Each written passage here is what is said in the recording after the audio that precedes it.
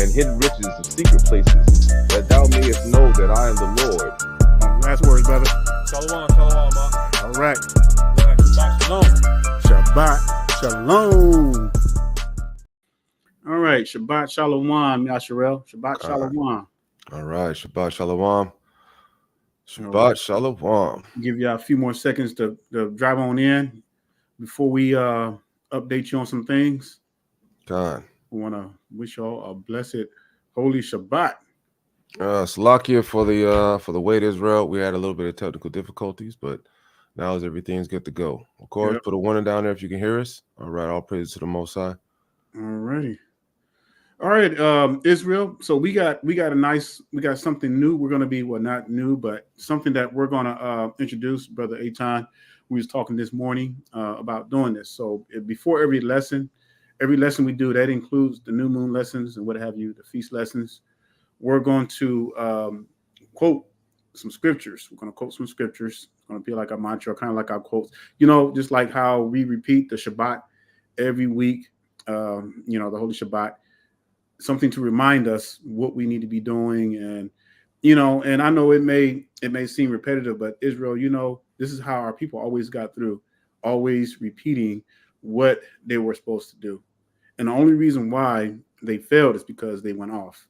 Right. They forgot, and this is the whole purpose, and this is why me and Brother Eitan we do so that you all or this generation won't forget like our forefathers. And the only reason a person will forget is that you stop keeping the commandments. Once you stop keeping the commandments, you start following the ways of the heathens, then that's when our people always start going wrong. All right.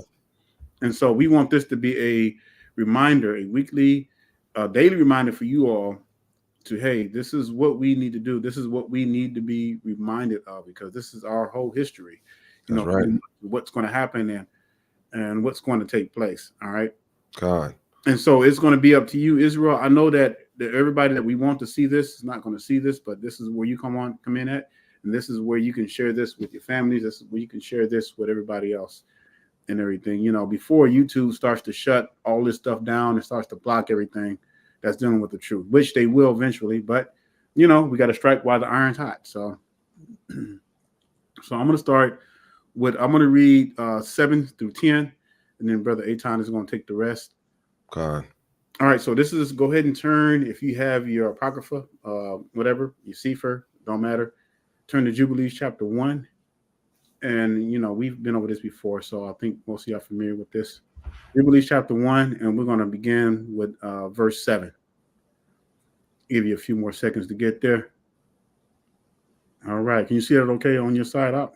God, I see it loud and clear, brother. All right, good. Everybody's good. All right, let's begin. All right, verse 7, it says, and thus it will come to pass when all these things come upon them, that they will recognize that I am more righteous than they in all their judgments and in all their actions, and they will recognize that I have been truly with them. Verse 8, and do you write for yourselves all these words which I declare unto you this day, for I know their rebellion and their stiff neck, before I bring them into the land which I swore to their fathers, to Abraham and to Jacob. All right, you call. So this is right here. Let me pull this up right here so y'all can see. Isaac. Yep. So for those of you following along in the Sefer, so Isaac and Jacob, saying, unto your seed will I give a land flowing with milk and honey.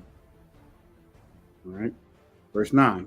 And they will eat and be satisfied, and they will turn to strange Elohims or gods, to Elohims which cannot deliver them from aught of their tribulation. And this witness shall be heard for a witness against them. For they will forget all my commandments, even all that I commanded them, and they will walk after the other nations, and after their uncleanness, and after their shame, and will serve their Elohim, and these will prove unto them an offense and a tribulation and an affliction and a snare.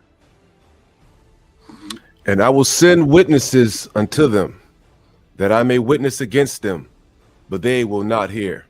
And I will slay the witnesses also, that they will persecute those who seek the law, and they will abrogate and change everything so as to work evil before my eyes. And I will hide my face from them, and I will deliver them into the hand of the Gentiles for captivity, and for a prey, and for devouring, and for devouring. And I will remove them from the midst of the land, and I will scatter them amongst the Gentiles. And they will forget all my law, and all my commandments, and all my judgments, and will go astray as to the new moons, the Shabbats, the festivals, and jubilees and ordinances. And after this, they will turn to me from amongst the Gentiles with all their heart, and with all their soul, and with all their strength.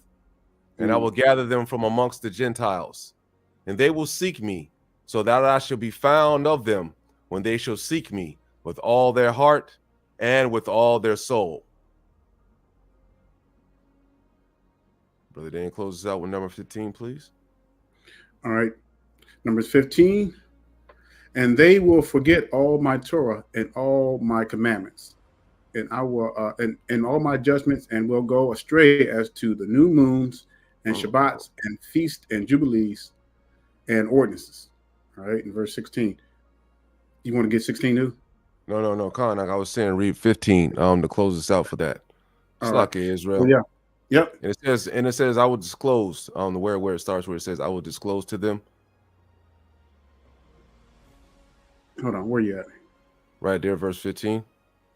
Jubilees 1:15. Okay, I think ours is different because mine is you know I see it on the screen. Hold on. Oh, I'm sorry. I was looking at mine, but I'm sorry. Oh, okay, Khan. Mine is different. Yeah. Yeah. So you got to read 16 on yours. Okay. So that's what I'm saying, 16. All right, it says, after this, they will turn to me from amongst the other nations with all their heart and with all their souls and with all their strength and I will gather them from amongst all the other nations, and they will seek me so that I shall be found of them when they seek me with all their hearts and with all their soul. All right. And then I'll read this last part.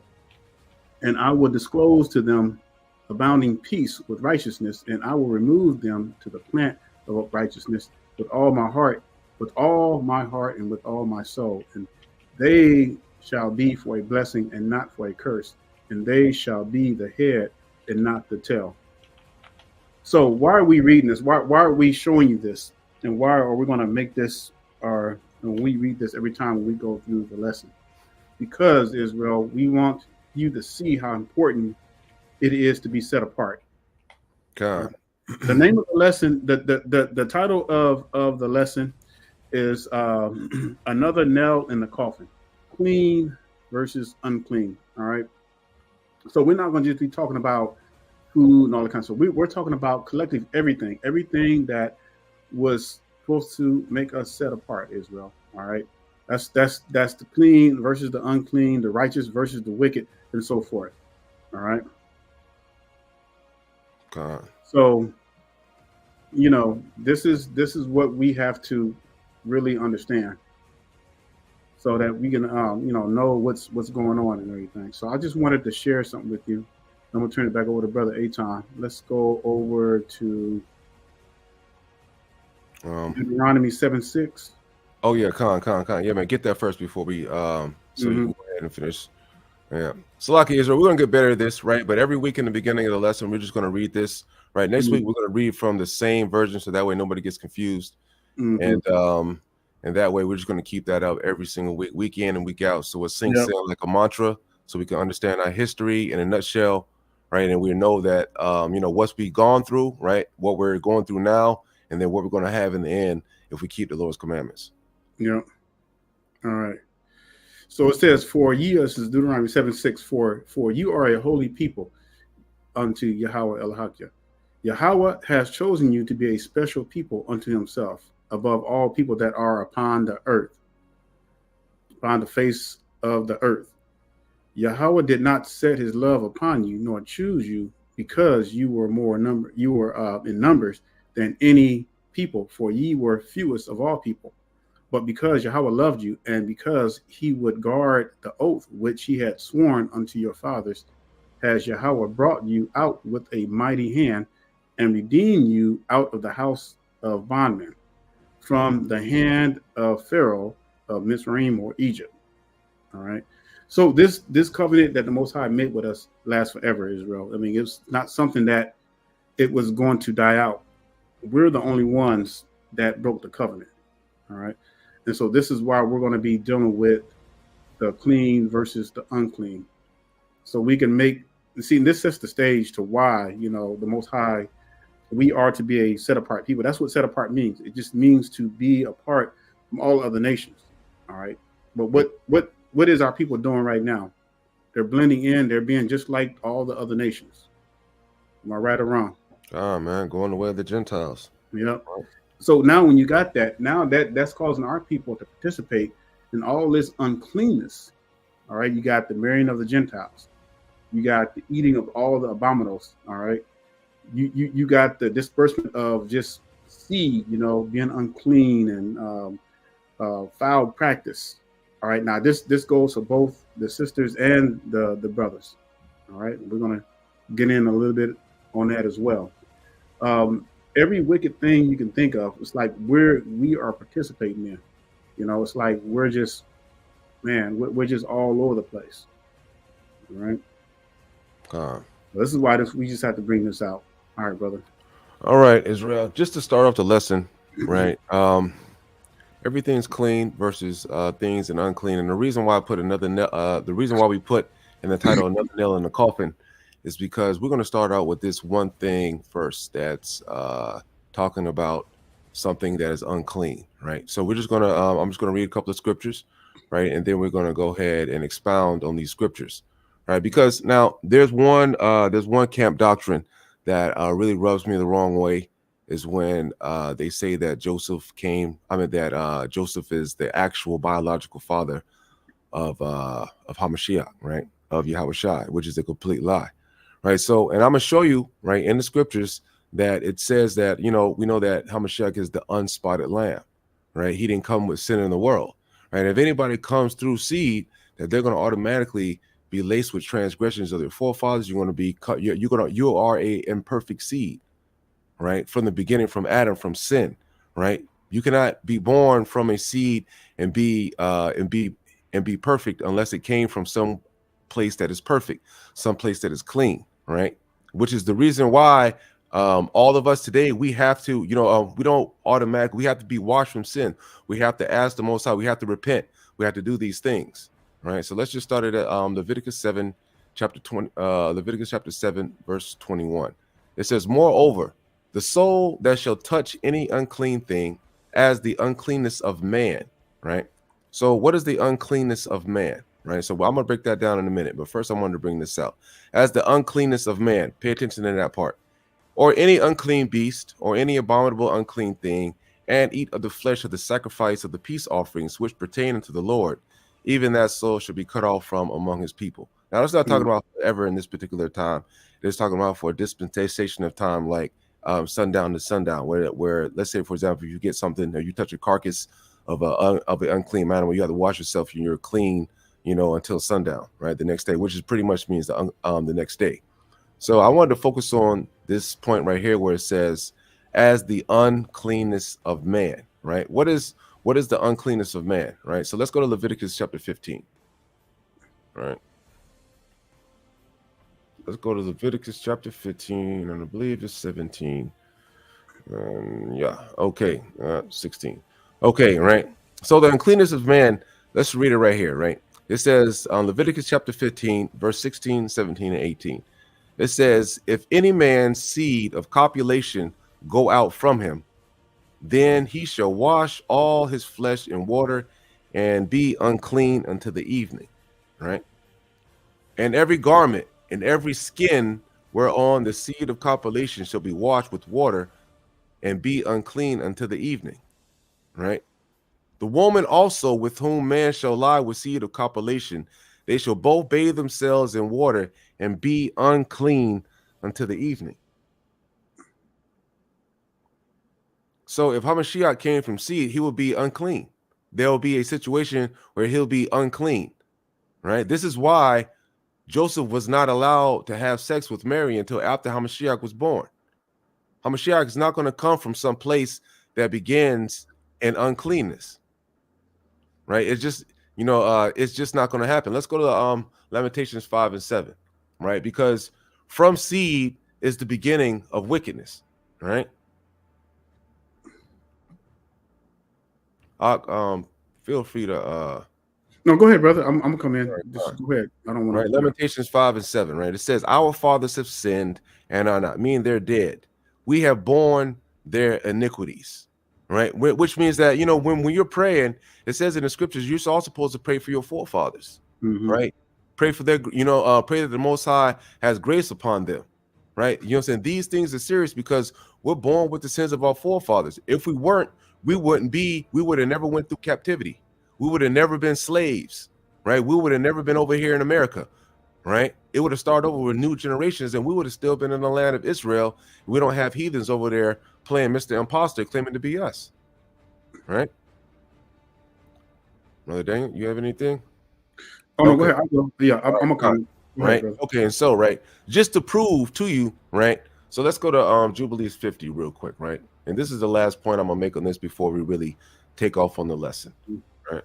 So Jubilees 50, and I believe it's 8, if I'm not mistaken, right? Because these are the laws, these are the actual laws on keeping the Sabbath days, right? For example, right? It says in verse 8, Jubilees 50, verse 8, it says, if the man does any work on it, he shall die. Whoever desecrates that day, whoever lies with his wife, right? That means having sex with your wife is unclean, and even though it's sanctified by the Most High as unclean work. You got to wash yourselves, right? And you really not even supposed to touch anybody or any of that stuff until the next day. So you're trying to tell me that if you believe in these doctrines from these camps, right? They're telling you that Hamashiach came from an unclean beginning, right? But they can't explain to you why Joseph couldn't have sex with Mary until Hamashiach was born, right? You know what I'm saying? Now in today's world, they tell you, pregnant sex and all this other stuff, it's no thing, right? Why is it that when the Hamashiach is concerned, Joseph was not allowed to have sex with her anymore until Hamashiach was born? He never touched her, period. That's right. Because Mary stayed clean the whole time. As we broke it down with the seed of copulation in Leviticus chapter 7. That's right. And also just to add in as well too, we talked about as well that Hamashiach could not come from the line of Joseph anyway because of the corrupt seed period. Through the was it the grandson of one of the grandsons of Solomon. It was just that the seed was corrupt because they were trying to put a mamzer on the throne. God. Okay. All right. Right. And so that's just how I wanted to start off the lesson, right? We're dealing with clean and unclean, and that is another nail in the coffin, right? So whenever you're, in discussions with these other people that believe in this camp doctrine, right? They say that, Joseph in his lust was making love to Mary or whatever, and then what I'm saying, all this wickedness, and then saying that Hamashiach came from them. Will just be like, well, the scriptures say that seed of copulation is unclean, right? So how did Hamashiach come from something that's unclean and he's supposed to be the unspotted lamb, right? It doesn't make sense, right? It's real, I mean, like they take away the miracle and then replace it with man's understanding when it says that the Most High's understanding is way higher than ours is, right? Just read the book and believe what it says. Stop making up these false damn doctrines. And that right there is another cut too, because like when you really look at it and how Hamashiach came in, that's why it was such a difference between us and him. All right. Like every man, of course, is woman is born of a seed. All right. And even the scripture says that all our righteousness are like filthy rags. All right. So we, it is what it is. We came in here unclean. That's why Hamashiach had to come the way he did in order to be able to save Israel. So that's right there is a huge, huge difference. All right. But yet, you got the camps that try to put them on the same level as man. Oh, he came in the same way. Oh, yeah. Joseph, yeah, they had steamy hot sex and everything, and it was lustful. And he came out the lawns of Joseph, when that is ridiculously have been proven to be wrong. All right. But, again, it just a lot of them can't get it out their heads because they can't see that. Look how Adam was. Same thing with Adam. Adam was not born of a seed. Right. Exactly. Right. That's why he was called the second Adam. Mm-hmm. Right. Hamashiach was literally called the second Adam. One thing I want to show you, right? Another thing, right? Let me see. All right. Now, you know how we have the law, right? The law in the scriptures, right? The law of Israel. We go to Leviticus, right? And then we got Deuteronomy, and then we read the law of our people. All right. Now, a lot of people don't think that the law has always been here. This is another proof that the law has been here, right? Because this is Noah right here. It says in Genesis, right? We way back in Genesis, right? Genesis chapter 7, verses 1 and 2. It says, "And the Lord said unto Noah, Come thou and all thy horse and all thy house into the ark. For thee I have seen righteous before me in this generation. Of every clean beast shalt take to thee by sevens, the male and his female, and of beasts that are not clean by two, the male and the female." A lot of people just read over this and don't even realize that. How do you know if something is clean or unclean? That's because the law existed. The law has always existed, right? When it's talking about anything, right, from the very beginning, it's not like Hamashiach, he just, on the Most High, he all of a sudden just made up some laws and gave it to Israel when, he sent Yahushua down when we were on the Mount Sinai, right? That, you know what I'm saying? These laws have always existed. These are the laws that have existed since time immortal, that the Most High has set forth for righteousness. Everything in the third heaven, they obey these laws, right? That's how they're able to be holy, and that's how they're able to stay in the third heaven and to be holy, right? Anyways, all right, let me let's start with I guess we'll start Leviticus 5, and then I don't know, man, this is gonna, because there's like 11, 12, 13, chapter 14, 15, then I think some in 17. There's a lot, so we might have to do a two-part because this might take a long time to go over, right? But we're gonna just go over some of the things that people might not know that is unclean and clean, right, in the scriptures. And we're going to start with Leviticus chapter 5.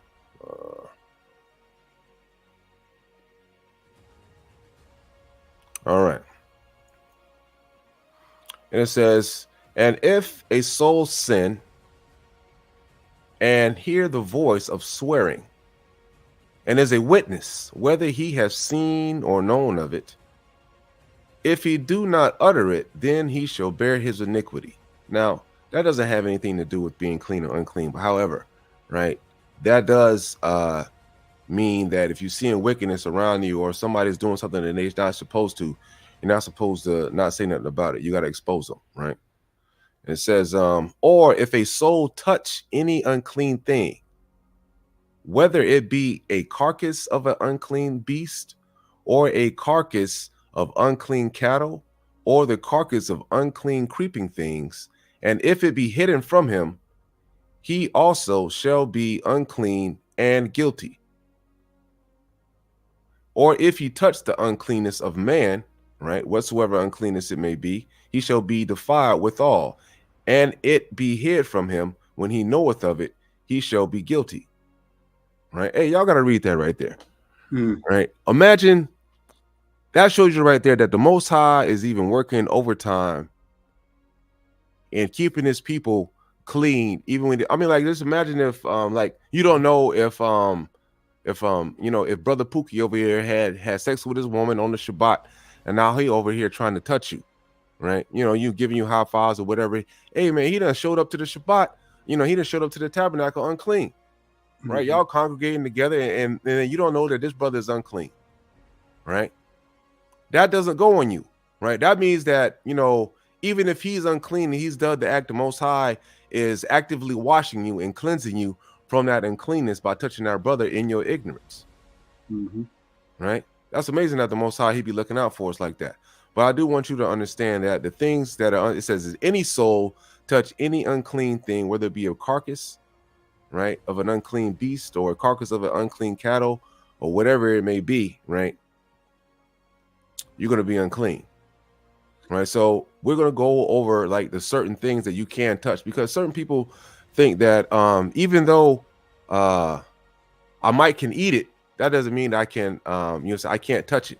You know what I'm saying? Oh, I mean, Salaki, even though I can't eat it, I can't touch it, because there's some animals that you can actually handle the carcass of them, right? Which means their skin or whatever they may be, even after they're dead. But then there's some animals that after they're dead, you can't touch them at all. You can't even touch any of it, or you're going to be unclean. Hey, right? let's kind of break that down a little bit so they really understand. So I want to let's look at verse 2 again.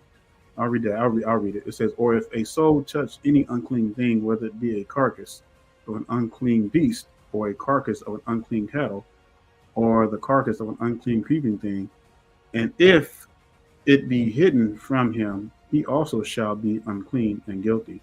Why do you think that it's so unclean to touch a carcass? Period. I want you to think about that for a minute. You know, when I read verses, I like to really dig deep into it. What's going on with a carcass after it's dead? What happens to it? I think most of y'all know, right? It starts decomposing. It starts letting off certain dangerous chemicals and things like that can affect you. That can probably kill you in some instance. You know what I'm saying? You wouldn't want to touch any dead car. You wouldn't want to go out on the road somewhere and try to pick up a dead coon that's been dead for for a while. I want to show you something. Yeah, because the body is really starting to break down and it's releasing chemicals and all that kind of. This is why we were commanded to bury our loved ones underground.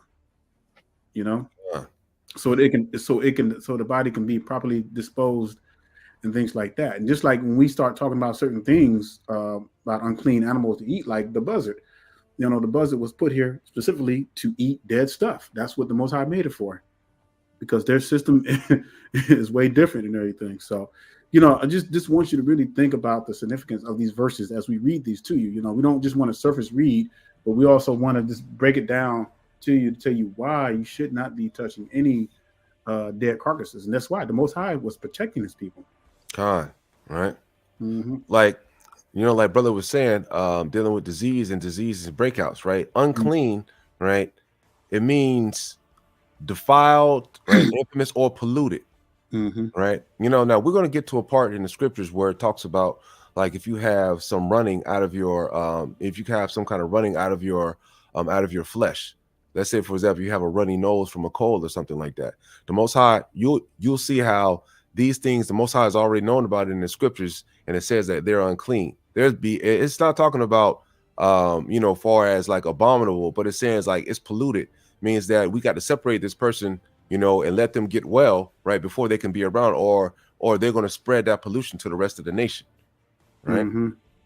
All right. So I just wanted to bring out this where it says, right, this is us in Hebrew. Strong's H2931. Tameh. That's unclean. Tameh. Unclean. Right. And so it says, it is unclean, right? Defiled, infamous, polluted, pollution, unclean, impure, ethically and religiously, ritually of places, right? Talmeh. Foul in religious sense, defiled, infamous, polluted, unclean. All right. I just wanted to break that out, just so we can understand exactly what that is. All right. Let me go ahead and exit out of there. Bring us back to the present. Bring these scriptures back up. Salakia. Hey, also, brother, I wanted to just to piggyback off what you were saying, and hey, can you go to while you got the screen up? Can you hit up Leviticus chapter 17 and verse 15? Because I don't feel like we really explain truly the seed as far as why the seed is considered unclean, even though the seed is righteous for bearing children. That's it, but certain procedures that you have to take and everything too with that. But I just wanted to bring it out. I wanted to bring out Leviticus 17:14 right quick. Oh, 14, Slakia. All right. right. It says, for it is the life of all flesh. It says the blood of it is for the life thereof. Therefore, I said unto the children of Israel, ye shall eat the blood of no manner of flesh, for the life of all flesh is the blood thereof. Whosoever eateth it shall be cut off. So this is, in reference to bearing seed or your seed being dispersed. Seed has blood in it, and that's scientifically proven. Con. Right? This is why when Brother Aton read that in Leviticus earlier, that if a person has seed, they have to wash that. They have to wash themselves. All right? Why? Because the blood, the blood that's contained in it is unclean. All right, and we were not supposed to even touch that. So I just wanted to just bring that out so that you can all see why we're saying what we're saying. All right, so it's backed up with the scriptures. Okay. Now, It says. Go ahead.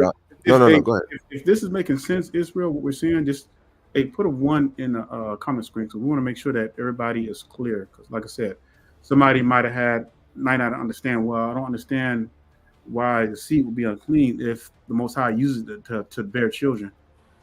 So we just want to make sure that everybody understands, and we want to be, we also want to be transparent as well. So. To answer this question before we go on, right? Since we're dealing with this, right? Cremation, as far as like burning and stuff, that was only due to disease, but most of the time they was wrapped in sepulchres, or they were placed in sepulchres, and then they rested with their fathers, right? And cremation was not a real thing. Now, in the land of Gehenna, there was a body dump, a sulfur pit, which Hamashiach used to reference hell being equated to, right? Everlasting fire, right? So, and in that body dump, which is in the land of Gehenna, it was a sulfur pit that was always on fire, right? And then so that would be the only way of cremation, but they were doing that to diseased bodies and things of that have died. But as far as like cremation, as like when you die, you want to be cremated, I wouldn't advise it, right? Even though you're going to get a new body and all that, but I wouldn't advise it. All right. Yeah. Leviticus chapter 7. Verses 19, 20, and 21, right? It says, and the flesh that toucheth anything shall not be eaten, right? It says, and the flesh that touches anything shall not be eaten, it shall be burnt with fire, right? And as for the flesh, all that be clean shall eat thereof, right? It says, and the flesh that toucheth any unclean thing shall not be eaten, right? It shall be burnt with fire. As for the flesh, all that can be clean shall eat thereof, right? But the soul that eateth of the flesh of the sacrifice of peace offerings that pertain unto the Lord, having uncleanness upon him, even that same soul shall be cut off from his people. Moreover, the soul that shall touch any unclean thing, as the uncleanness of man, or any unclean beast, or any abominable thing, and eat the flesh of the sacrifice peace offerings, which pertain unto the Lord, even that soul shall be cut off from amongst his people. So what does that mean? Right? When we're having the holy days, right? When we're having the holy days and we're eating the meats, right? Or whatever it is that we prepared, if you're on the Passover, right? And you're having to prepare the lamb or whatnot and things of that nature, listen, you got to make sure none of that stuff touches any unclean things, right? None of that stuff can touch anything. Matter of fact, you can't even be unclean. If it's the preparation day before, you better make sure you're abstinent during that week, that you know that you're going to be clean when it's time to prep the food and when it's time to do what you need to do for the people of Israel. Right? We have to be unclean. We have to be clean at all times. Well, I mean, especially when there's holy days, because not at all times, but at the times that we need to keep the holy days. All right. All right, so let's get to the meat of it. I guess we'll start at verse 11. I'm in chapter 11, and need me to read some of it as well. So, oh yeah, man, you can go ahead and take all off with chapter 11. There's nothing but boom, right? So, I guess we'll go over 11 and 12, maybe. Let me see how long this is. What is it? 50 some verses or 40? All right. All right, we're going to start with we're going to 11. We're going to break it down. If you have any questions, right, be sure to ask them in the comment board. I'll occasionally me and Brother Daniel will occasionally look over in there and we'll see if we need to stop. We need to come to a stopping point and explain anything. Mm-hmm. All right, Brother Daniel. If you want to take off, you can. All right. We'll start with verse 11. It says, "And the Lord spake unto Moses and Aaron and to Aaron, saying unto them, Speak unto the children of Israel, saying, These are the beasts which ye shall eat amongst all the beasts that are on the earth." All right. So we already know that Leviticus 11, it sets the stage for the clean and unclean foods that we can eat and not eat. All right. Verse 3 says, "Whatsoever parteth the hoof and is cloven footed and cheweth the cud among the beasts that shall ye eat." And of course, like the cow being one of them. Good. All right. And it says, "Nevertheless, these shall," and maybe one day we can probably be good to do like a breakdown to have, and we talked about this too. We're going to start going over the laws here on out with the lessons. Maybe we can have a breakdown of all the animals and things like that, so that we cover everything. But for now, we're just going to go through what it says in here. It says, verse 4, "Nevertheless, these shall ye not eat of them that chew the cud, or of them that divide the hoof, as the camel, because he cheweth the cud, but divided not the hoof. He is unclean unto you." All right. "And the coney, because he cheweth the cud, but divided not the hoof. He is unclean unto you." And if you have any issues with what these are, you can always Google these animals. Yeah, I can show him one. I can at least show him the coney real quick, right? Yeah. While I'm reading, go ahead and pull that up. All right, Connor. All right, hold on real quick. Let me Yeah. let me bring that out. Boom. Yeah. Right. So this right here is these are conies, right? These little hold on, man. Let me blow this up some. Y'all can see them. Mm-hmm. Right, these little critters right here, right? Those are conies. Oh no, they can't see them, can they? Oops, it's locked here. I was on the wrong screen. No, I can see it on there. All right, Israel. These little things in the corner right here, these are conies, right? Also, also the rest of them are as well. But these little critters, they're conies. So if you're out, if you're a hunter out there and you think it's okay to, you're hungry one day, nope, you can't kill these. These are not something you can eat. All right. What do they have? 3 toes? Right, but they're in the same areas, right? That. Mm-hmm. All right, Israel. Yeah, All and there's right. and there's a reason why the Most High told us that we could not eat it, because these animals are bottom dwellers, and either they use to help clean the earth. All right, so that means they eat a lot of poop and all kinds of filthy stuff. Okay. All right. So we got that one. All right, I'll read that verse 4 again. It says, "Nevertheless, these shall ye not eat of them that chew the cud, or of them that divide the hoof, as the camel, because he cheweth the cud, but divided not the hoof. He is unclean unto you. And the coney, because he cheweth the cud, but divided not the hoof. He is unclean unto you. And the hare, which I know is the rabbit species, and the hare, because he cheweth the cud, but divided not the hoof. He is unclean unto you." And you want to scroll up a little? There you go. All right. And y'all should know what this one is, because this is like the most favorite one amongst our people. Yeah, our people go. Yeah. Our people literally go ham on this one. You know what? Go ahead.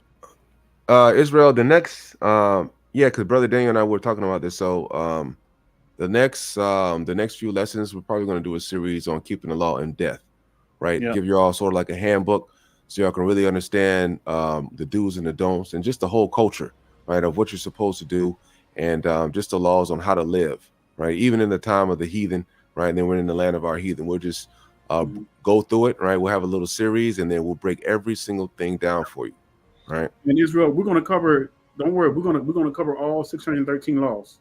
God. And you're going to see that all the laws applied. Don't get scared at that number. Like, some people look at that number like, oh man, well, what are they? Like, there's some laws that only apply to priests. There's some laws that only apply to women. All right. So the ones that apply to us, those are the ones we're focusing on. And this is why we're going to really break these series down and go over that, so that you'll have a whole list of knowledge. It'll make so much sense, and you'll see how easy it is, because the majority of them you're keeping already. but there's some of them that might not realize what's really going on. Con. All right. So let's start with verse 7. And the swine, though he divided the hoof and be cloven-footed, yet he chewed not the cud. He is unclean to you. All right. It says, of their flesh shall ye not eat, and their carcass, carcass shall ye not touch. They are unclean to you. All right. Now, What does that mean? let me just let's just break it down. Now we know that the swine is probably one of the most unclean of all the animals. Why is that? I can tell you, I grew up kind of on a little mini farm. My granddad raised pigs. All right, used to have to feed them things. Them things will eat anything. They'll eat you if you lay there long enough. You be trying to play like you're dead. They will nibble on you. But those things have what you call it? It's called when people eat the meat of the swines, it has a natural chemical called trichinosis. And I don't know if y'all know what trichinosis is, but it's a very dangerous chemical that causes high blood pressure. This is why when doctors, when people come in for overweight or whatever, high blood pressure, the first thing the doctors will tell them, hey, you need to stop eating pork. Because pigs have that because the trichinosis, they have a natural ability that the Most High gave them so that they can digest food because they eat anything. They're like the garbage disposers of the earth. So they're built with that to be able to dissolve. They don't get sick from it because that's what they're created with. All right. They were designed to eat stuff, just like the buzzard. The buzzard was designed to eat dead stuff. All right. But yet our people turn around and eat the swine. Con. Oh, it tastes so good, but you're not even supposed to touch it. No. Right? It says, and their carcass shall ye not touch. Yeah. You're not even. That's why those pigs were roaming loose in Jerusalem. Yeah. Right? When they cast them out into the little gang of pigs that was hanging out, there ain't nobody was touching them because it's against the law to even touch them things. Yeah. And carcass doesn't mean just dead. Carcass just means that it's the body itself. That's the body, Con. That's the body. Yeah. And why would you not want to touch a pig? Because they don't have sweat glands, so the poison comes out their hoofs, so they just very filthy animals. But yet they were created for a purpose, to clean the earth again. All right, brother, you have anything comments on here? Oh no, man, you can continue on. Right. And what was it? I wanted to say something else too about it was something else, man. I forgot what it was, but if I remember, I'll come back to it though. It was something else new that was discovered about swines and the meat and everything that's found in it that's causing even more cancer in people. But anyway, verse 9 it says, "These shall ye eat of all that are in the waters, whatsoever hath fins and scales in the waters, in the seas, and in the rivers. Them shall ye eat." All right. So key word is fins and scales. Hey, brother, you want to pull up an image with all the fishes that has fins and scales? God. When you get a chance. I don't know if you can leave this up by doing it at the same time, but I'll read that again. It says, "There shall ye eat of all," because pictures similar sometimes help our people. It says, "These shall ye eat of all that are in the waters, whatsoever hath fins and scales in the waters, in the sea, and in the rivers, them shall ye eat." All right. And it's pretty simple, and all that have, I'll wait until brother pulls those pictures up. So all the fishes in the water that has fins and scales. Now you got to this is where it gets kind of tricky because there are some fishes that have some scales on the bottom, but they don't have all scales. You gotta make sure that the fish has all scales, fins and scales. All right. Because go ahead. The reason why I say that is because you have, like, some people argue about tuna fish. Like tuna, you have to be very careful because there are some tunas that have full scales and fins, and there are some tunas that don't. And so that it's really tricky, and it's just best if you're not sure. It's just best to stay away from it. Period. Because it's kind of suspect. Even like tilapia. Now tilapia has fins and scales. All right. But they do eat a lot of stuff from the bottom. So all right, I gotta hold on, let me pull that up for her, and then it's it's all right. And And you were just talking about tilapia, right? So I guess this is a number of it says fishes with fins and scales. Let me see how long this is. Maybe this might be a But if it's fishes, the fins and scales, you're safe, because that's kind of Slovakia. Don't let me see if I can find an actual no scales, no fins, no good. Let me see.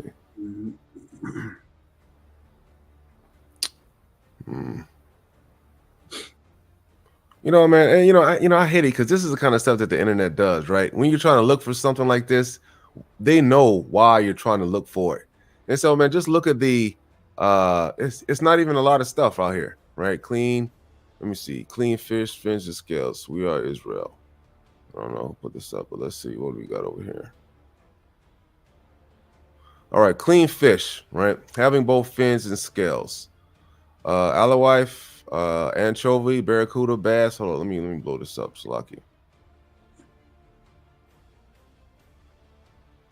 All right, Israel, can y'all see that? You can see that out? Yeah, that's it. All right, Con. All right, I don't even know what some of these are, right? But it says clean fish having both fins and scales. Alewife, anchovy, barracuda, bass, black pomfret or manchong, bluefish, bluegill, benzina, branzini, carp, cod, cobia, crappie, drum, flounder, grouper, grunt, haddock, hake, halibut, hardhead, herring or alewife, in the Pacific, king mackerel, king croaker, kingfish, Mahanami or Dorado, dolphin fish, not to be confused with the mammal dolphin. Okay, word.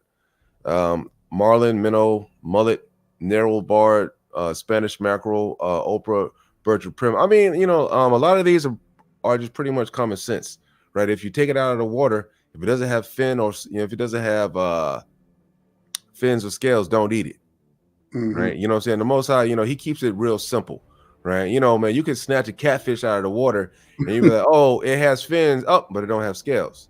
You see what I'm saying? So you got to throw it back. That's unclean to you. Right? You know what's crazy? Like the unclean stuff is like catfish and swine is the most eaten meats of our people. God, like that's crazy. Yeah, I know. You go down like the South is bad about that, man. Like they pull that script. Yeah, there you go. The South is terrible about that. You go to a fish fry in the South, it's gonna be nothing but catfish. All right, nothing but catfish, shrimp, and then egg. Right. It's crazy. I was sharing something with my brother last night. You go to the Middle East. I spent time in the Middle East, and I don't even think they do shrimp either. I think they follow the laws because I've never known them to even do shrimp or any of the unclean stuff. All right. So they had a contract in when I was in Iraq, and it was against their law for them to be able to cook because they wanted, the army wanted them, the military wanted them to, cook the pork and all that kind of stuff. But they said they couldn't do it. They can only cook the foods that were, described in their laws, which was the clean food that we eat, which was cool because it was the contract that I stayed under. So, but just for them these are heathens, y'all, and just for them to be living holier than we are, it's a crime shame. And the law is our birthright, and this is what we're supposed to be doing. So that's a cut, man. What does that go to tell you? Even the heathens are keeping our laws, and we're not as a collective, as a people. All right. All right. So let's start again. I scroll. Okay, I'll see right here. All right. So, and all that have not fins, and scales. You might want to pull that up too as well. And all that have not fins and scales in the sea and in the rivers, of all that move in the waters, and of any living things which is in the waters, they shall be an abomination unto you. Like catfish is one of them. Shark, smooth looking fishes that don't have no scales. Shrimp, crab, lobsters, clamshells, things of that nature. Seahorses or whatever the hell else niggas is trying to do. Yeah, what I'm saying? You can't have that. All that stuff. All right. I guess I'll take over with 11 and I'll read 10. I'll read 10 verses and then we'll just switch it up 10 and 10. All right. And it says, they shall be even an abomination unto you. Ye shall not eat of their flesh, but ye shall have their carcasses in abomination. Now, what does that mean right there? Right? Means that, let's say, for example, if you have a clamshell, right? You can touch a clamshell, right? But you can't eat the clam, right? You can take a pearl out of a clam, but you can't, you know what I'm saying? But you can't eat it, of course, right? So this is where it says that even that they shall be even an abomination unto you. Ye shall not eat of their flesh, but ye shall have their carcasses in abomination. So, like, I can use a clamshell if I wanted to, or I can use this if I wanted to, or whatever, right? But I can't eat it, right? That's something I can't eat, right? But it's something I can touch. All right. It says, whatsoever hath no fins nor scales in the water, that shall be an abomination to you, meaning that you can't eat it. And these are they which ye shall have in abomination among the fowls, right? They shall not be eaten; they are an abomination, right? But it says, like, understand, right? And these are they which ye shall have in abomination among the fowls, meaning that you're allowed to own these animals, right? You can touch the animals, right? You can own them, you can have them, but you cannot eat them, right? You cannot eat these animals. And these are they which ye shall have in abomination among the fowls, that they not be eaten, that they are abominable. An eagle, right? An ostrich, an osprey, and the vulture, and the kite after his kind. Every raven after his kind, right? They used to be ravens. And the owl, and the nighthawk, and the cuckow, and the hawk after his kind. And the little owl, and the cormorant, and the great owl, and the swan, and the pelican, right? All these animals are things that you can own, but you can't eat, right? And the geared eagle, and the stork, and the heron after her kind, and the lapwing, and the bat, all fowls that creep upon all fours shall be abominable unto you. Yet these may ye eat of every flying creeping thing that goeth upon all fours, which have legs above their feet, to leap withal upon the earth. Oh, Slaki. All right, Israel. Slaki. It's your turn again. All right, I read 10. I got the 10 short ones.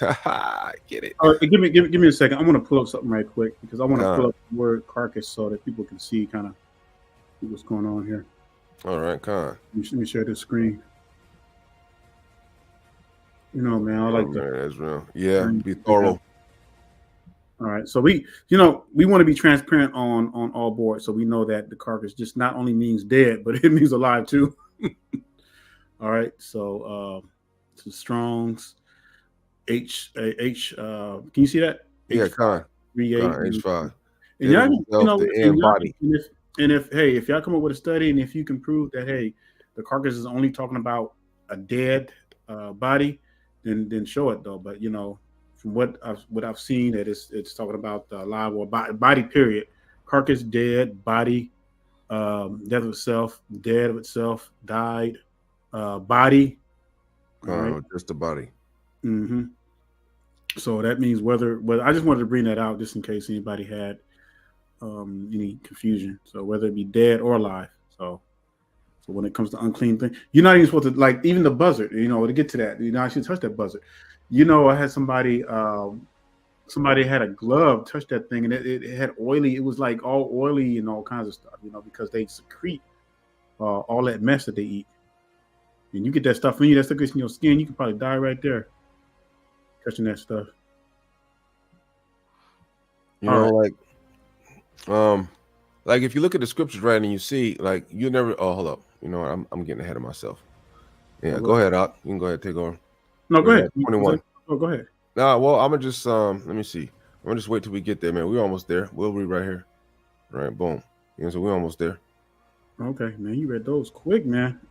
God, right? Like Israel, like these are things that we're just showing you where it's Leviticus 11, right? If you truly want to keep the law, statutes, and commandments, just like if you're in a classroom or not, Brother Daniel and I myself, we're just going to show you where it's set and then teach you, teach you the basics. Now, it's just like everything. Like if you want to be a scientist, right, at primary school, you may, learn a science class or whatever. But then, when you go to college, you might specify what type of science. You want to be a biological scientist, or you might want to be a neuroscientist, right, or whatever it may be. So specializing in that one thing. Now, this when it comes to time. If you don't understand something in the scriptures, right, take it upon yourself, right, to go look it up, right, find out what it is. But we're showing you that these particular fowls or whatever they may be, right, you cannot have them and then you cannot eat them. Matter of fact, possibly we might go into more depth and detail when we do the lesson on the law starting next week, right? I mean, like whenever we get back up to this part. Mm-hmm. Oh, I want to bring something out. I want to bring this sister made a good point. She just or this. I'm sorry, I said sister, brother. So that's why I don't eat at restaurants. You never know what they use to make those fancy dishes. That's true. And also to throw on that too. You know, a lot of those places they cook the same, like what they cook the pork on. They'll cook the meats. They'll cook the beefs and stuff like that on as well too. That's wicked. You can't do that. Yeah. So if you do go eat out, Israel, just make sure. All right, make sure they're not cooking, because they're supposed to have, like, if you have dietary restrictions, they're supposed to be able to cook that on a separate pot or a separate stove or whatever, so they don't mix it in and stuff like that, because they mix all that stuff in there with it, everything, and all that juice from the pork is still left on there. Then they slapping that beef on there and then stirring it up. So yeah, I mean, just something to consider, God. You just got to be always aware, because we living in the land of our captives, our Israel. So remember, everything's against us. Everything that you possibly could think is going to be out there. That's right. It's going to be up to us to really get the knowledge and to keep these commandments and everything. All right, brother. Where were we at? 17? Nope. We're at 21. 21. Okay. All right. Man, you already read 17 with the owl and everything? Yeah, I read all that, man. I've already read 21 too, but just might as well just go back over 21 and then start 21. And it says, yet these may ye eat of every flying, creeping thing that goeth upon all four, which have legs above their feet, to keep with all upon the earth. It says, even these of them ye may eat. The locust after his kind. We had a few prophets in the scriptures that ate wild locusts. Right? And the bald locust after his kind, and the beetle after his kind, and the grasshopper after his kind. All right. Y'all know what grasshopper looks like? It says, but all other flying, creeping things which have 4 feet shall be an abomination unto you. And for these ye shall be unclean. Whosoever toucheth the carcass of them that shall be unclean until the even. All right. Verse 25. And whosoever beareth aught of the carcass of them shall wash his clothes and be unclean until the even. The carcass of every beast which divided the hoof and is not cloven-footed, nor cheweth the cud, are unclean unto you. Every one that toucheth them shall be unclean. And whatsoever, verse 27, and whatsoever goeth upon his paws among all manners of beasts that go all 4, those are unclean unto you. Whoso toucheth their carcass shall be unclean until the even. All right, I want to make note of something like that. That's of course, dogs, cats. Now, when I was in Korea, man, and I saw it with my own eyes, man. It was a place we went to, and they had, like, literally, man, they had dogs hanging, and they were preparing them, man, to grill. Now, some countries do that. Now, Korea is they notorious for eating dogs. God. For them. So, just, and to furtherly break that down, I'm gonna read the last one. And to furtherly break that down, right? What does that mean? And whatsoever goeth upon his paws among all manner of beasts that go out on all 4, those are unclean to you. Whoso toucheth their carcass shall be unclean until the evening. That means that what? If you like dogs and all those animals and stuff, bears and things that work on so all 4 clothes or all 4 feet, can you make bear coats out of them and wear them? Can you have a lion skin down in the living room?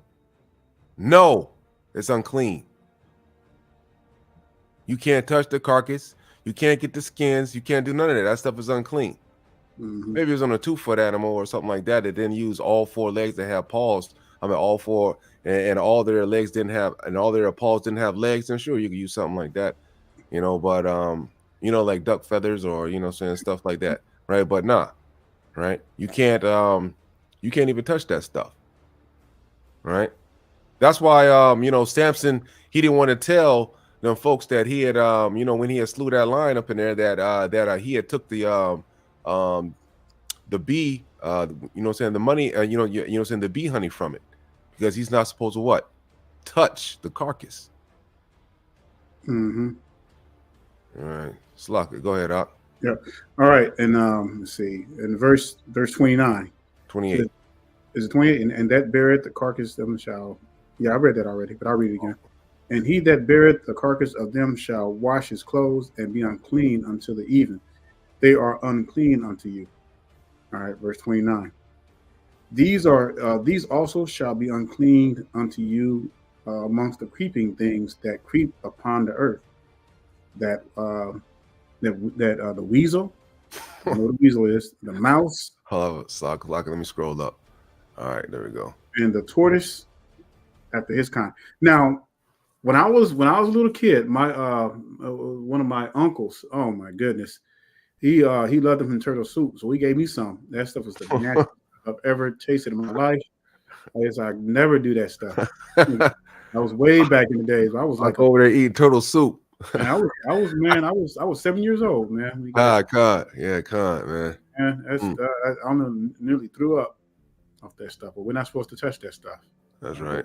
And we know, Israel, we know that many of us have coming out awakened, and when we was growing up, that's what we were eating. We were eating, and I'm not saying you were eating tortoises, but a lot of us was eating pork, all the unclean stuff, shrimps, all that kind of stuff. All right, let's just keep it real, But when we came to the light, we came out of that. God, that's right. All right. It says, and the ferret, and the chameleon, chameleon, and the lizard, and the snail, and the mole, all that stuff. These are unclean. These are clean unto you among all the creeps, all that creep. Whosoever do touch them, when they be dead, shall be unclean unto the even. All right. So again, Israel, this is not like you got. This is a blessing. This is a blessing because the Most High is laying out His protection for us. Because these things are unclean. So what Most High is protecting His people, and when we avoid these things, we are keeping the laws. All right, we are avoiding any kind of infections and diseases and what have you. Now, somebody mentioned there was a comment that you had up. Somebody mentioned that they cook at home. And that's probably the safest thing to do. God, especially these days. I do that a lot too, because you just don't know what you're getting at these restaurants. Seriously, especially if you're at a place where you can't see them cook your food, unless you're at a Subway. Now, Subway, you can see them making your sandwiches and things. In some places they do cook the food in front of you, but most of these places you don't know where it's coming from. God. Mm-hmm. It says, verse 31, these are unclean to you among all that creep. Mm-hmm. Whosoever doth touch them, when they be dead, shall be unclean until the evening. Right. And now we will find it later on, but you got to wash too. You just can't just touch it and not wash your ass and then expect you're going to be clean the next day. That's not how it goes. Right. So you got to wash. And it says, and upon whatsoever any of them, when they are dead, doth fall, it shall be unclean, whether it be any vessel or wood or raiment or skin or sack, whatsoever vessel it may be, wherein any work is done, it must be put into water, and it shall be unclean until the evening, so it shall be cleansed. Right. So what does that mean? Right. And upon whatsoever any of them, when they are dead, doth fall, right, it shall be unclean, whether it be any vessel. So let's say, for example, right, you have one of these creeping things up there, and it happens to die inside, inside the cupboard, right, or it happens to die inside of a situation, a vessel of wood, or die on your clothes, or dead, or sack, whatever it may be that you found it in, right. That area is unclean, and it shall be washed. Right, you can't go around it. You can't put any more dishes in there if you got there, whatever the hell may be. Right, you got to wash that area, and you got to let it stay until the next day. Right, let it air out or whatever, and let all the germs get out of there, and it'll be cleansed until the evening, which is the next day. Okay, so let's say, for example, if you were You know what I'm saying? You're doing something, it's going to be the evening of the next day, right? And every earthen vessel wherein any of them falleth, and any of them falleth whatsoever, it shall be unclean, and ye shall break it. Of all meat which may be eaten, that on which such water cometh, right, shall be unclean, and all drink that may be drunk of every such vessel shall be unclean, right? So what does this mean, right? It says, and every earthen vessel whereunto any of them fall, not that, of all meat which may be eaten, that on which such water cometh shall be unclean. What does that mean? That means the animal that's drowned, right? Some animal that's drowned or something like that, man. You know what I'm saying? Whatever that may be, right? You can't, you're not allowed to eat that animal if it's drowned. And all drink that may be drunk in every such vessel shall be unclean. So if you have a dead animal in the river, for example, and it's drowned or whatever, and you got water that cometh over it and all this and it's dead, right? You cannot eat out of that, downstream, right? From whatever that, from wherever that animal died at, you're not allowed to eat of that water because most likely it's unclean, which we already saw in the Hebrew, that means polluted, right? So we can't eat the polluted water. So the Most High, once again, is keeping us safe, right? Safe from getting sick, safe from polluted waters, right? And everything whereupon any part of their carcass falleth, it shall be unclean, whether it be the oven, right, or ranges of pots, they shall be broken down, for they are unclean, and they shall be unclean to you, right? Nevertheless, a fountain or pit wherein there is plenty of water. Stop right there, brother. I want to stop on verse 35, which you just read. Go ahead. Everything whereupon a part of their carcasses falleth shall be unclean, whether it be an oven or ranges or pots. See, this is what I was talking about in restaurants. So this is a perfect example. Be careful with, because a lot of the stuff that they're cooking on when you have these restaurants, they're cooking all these abominable foods on as well too. So verse 35, I just wanted to bring that out because that's a perfect example of what I said earlier. All right, when you go to restaurants, you don't know what meats they've been cooking on those same grills back there. That's right. All right. Yeah, this is not even a now it says, and everything whereupon any part of their carcass falleth shall be unclean, whether it be oven or ranges of pots, for they shall be broken down, right? For they are unclean and shall be unclean to you. Meaning that you can't even use them. You got to get rid of that. When it's broken down, you got to get rid of that. It's boom. You got to break it, throw it away because it's unclean now. Yep. All right. It says, nevertheless, a fountain or pit wherein there is plenty of water shall be clean, but that which touches their carcass shall be unclean. And if any part of their carcass shall fall upon any sowing seed which is to be sown, it is unclean. Which, let's say, for example, right, if I'm in the field and I got wheat and I'm sowing the sows of wheat, corn, barley, wherever the case may be, right, and an animal happens to die on that particular part of the field where those seeds are, those parts of the seed, those are unclean. I can't use those seeds. Right, I can't feed them to my family. I can't do any of that. I can't use those seeds. I got to pick up the animal, take it if it has, I got to move the animal, right? I got to move the animal. I'm not supposed to be touching it because it could be full of disease. So use some kind of contraption or whatever, move the animal away, burn it up or whatever they were doing, right? And then you go ahead and, get rid of that, so get rid of the seeds that were planted in the ground and then replant it, right? If any water be put upon the seed and any part of the carcass that followed on, it shall be unclean to you, right? So any animal that's died in the waters, or if water happened to touch that dead carcass or whatever, you damn sure can't put that water to water any of the seeds of the plants or anything of that nature, right? It's going to make the plant unclean. And if any beast which ye may eat die, he that touches the carcass thereof shall be unclean unto the evening, right? So natural deaths, right? An animal, if it dies of a natural death, right, you can't touch it, right? And you damn sure can't eat of it. It's going to make you unclean until the evening, right? It means that if you're unclean, that means you can't touch anybody else. You're not supposed to be doing anything. Go somewhere, chill out, isolate yourself, wash your ass, isolate yourself and chill out until the next day, right? And if he eateth of the carcass of it, shall wash his clothes, right? Damn, so even your clothes got to be washed, and be unclean until the evening. And also that beareth the carcass of it, which washes clothes, you shall be unclean until the evening. All right. So and I know it seems like not a lot, but really it's not a lot. All right. Really, it's really simple. I want to show you something right quick. That's something that caught my attention. God, This bring it person, out. this person said New York City at a restaurant cooked human flesh. What? You might need to report that out. That sounds suspicious, right there. Yeah, they're cooking heathen. Yeah, I yeah, don't know. It man. might be Israel. Who knows? Yes. Yeah. You Mm. know what I'm saying? Mm-hmm.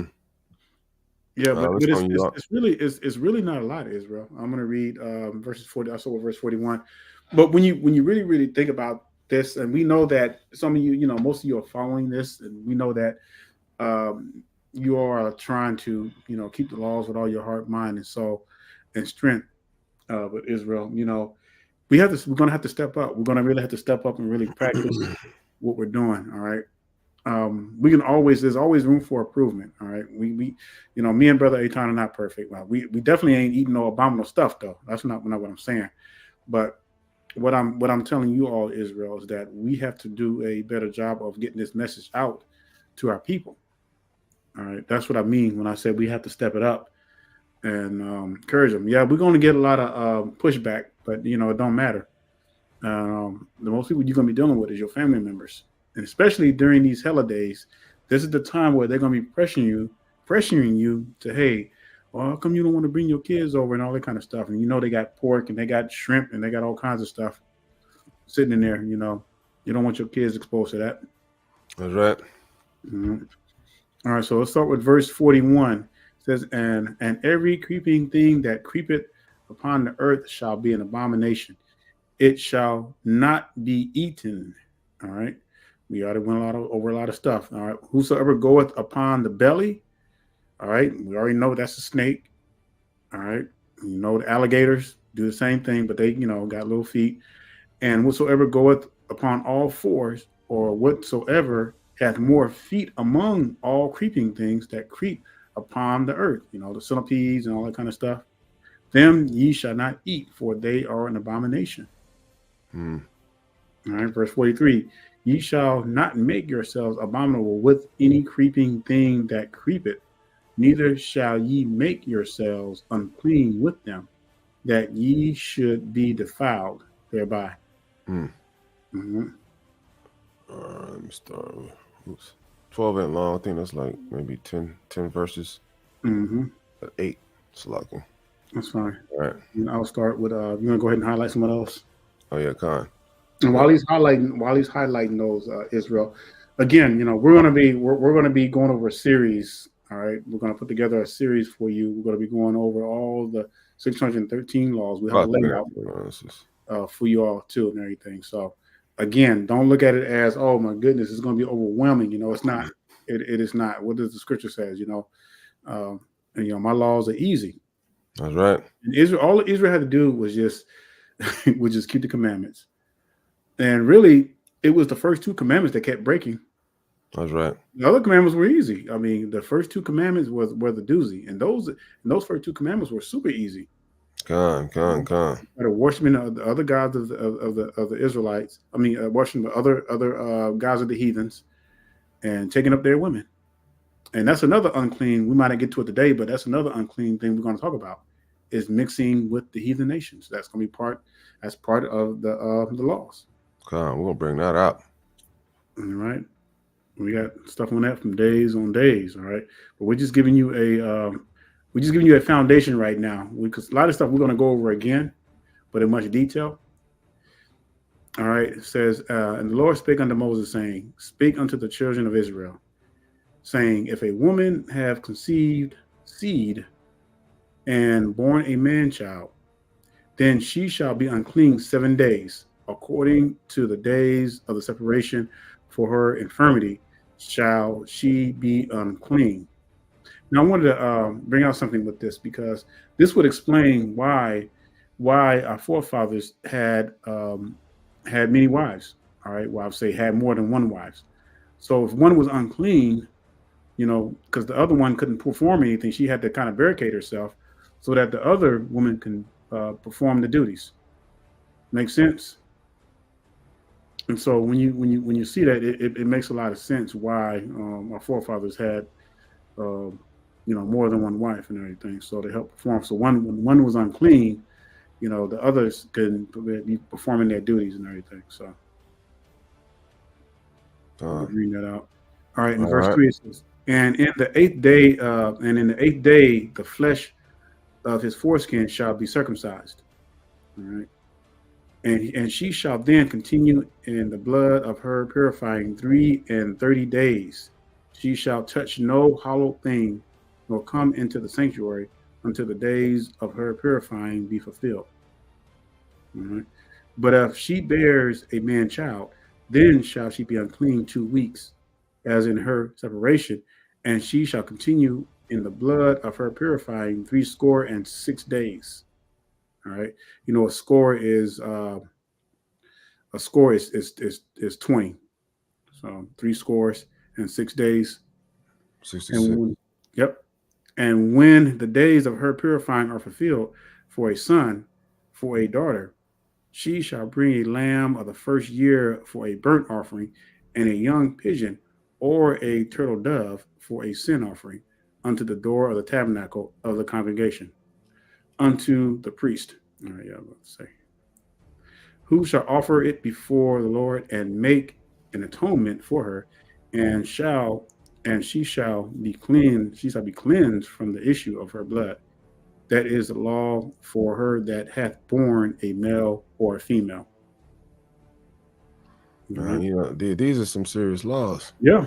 Stuff. It's amazing because technically it says when we go into the wilderness, when we go into the law of the covenant, we're going to go through this again. We're going to have to be retaught the laws. This is why we can only do the best we can with what we have. But when we go to the wilderness, don't worry. The Most High, we're going to have to learn those laws before we can actually get into the kingdom. That's why we're going to have 1,000 years. In verse 8, and it says, and if she be not able to bring a lamb, then she shall bring 2 turtle doves or 2 young pigeons, the one for the burnt offerings and the other for a sin offering, and the priest shall make an atonement for her and shall be clean. All right. So you gotta ask the Lord. Like right now we don't sacrifice, right? So the repentance comes from the Lord, that you have to ask the Lord to make you clean, right? Because the blood has already been shed for us, right? Oh, let me go. So we're on 13 now. Oh, go ahead and take that. Boom, right? All right. Let me highlight this. I think this is. Let me see. Yikes. All right, Israel. We'll probably go over this last chapter and then we'll close out because we're already at an hour over. And we'll probably go over this last chapter right here and then we'll close out and then we'll continue. All right. All right. Boom. Leviticus chapter 13, and we're going to start with verse 1. Right. And the Lord spake unto Moses and Aaron, saying, when a man shall have the skin of his flesh a rising, a scab or bright spot, and it be in the skin of his flesh like the plague of leprosy, then he shall be brought to Aaron the priest or into one of the sons of the priest, and the priest shall look on the plague in the skin of the flesh, and when the hair of the plague is turned white, the plague in the sight is deeper than the skin of his flesh, it is the plague of leprosy, and the priest shall look upon him and pronounce him unclean. Right? And now you know what? Let's bring up a picture of what lepers look like. Even though we don't have that these days, I haven't seen any leprosies. Lepers these days. Leprosy. Let me see. Leprosy. All right. Slocky is really man. Let me share this thing to y'all.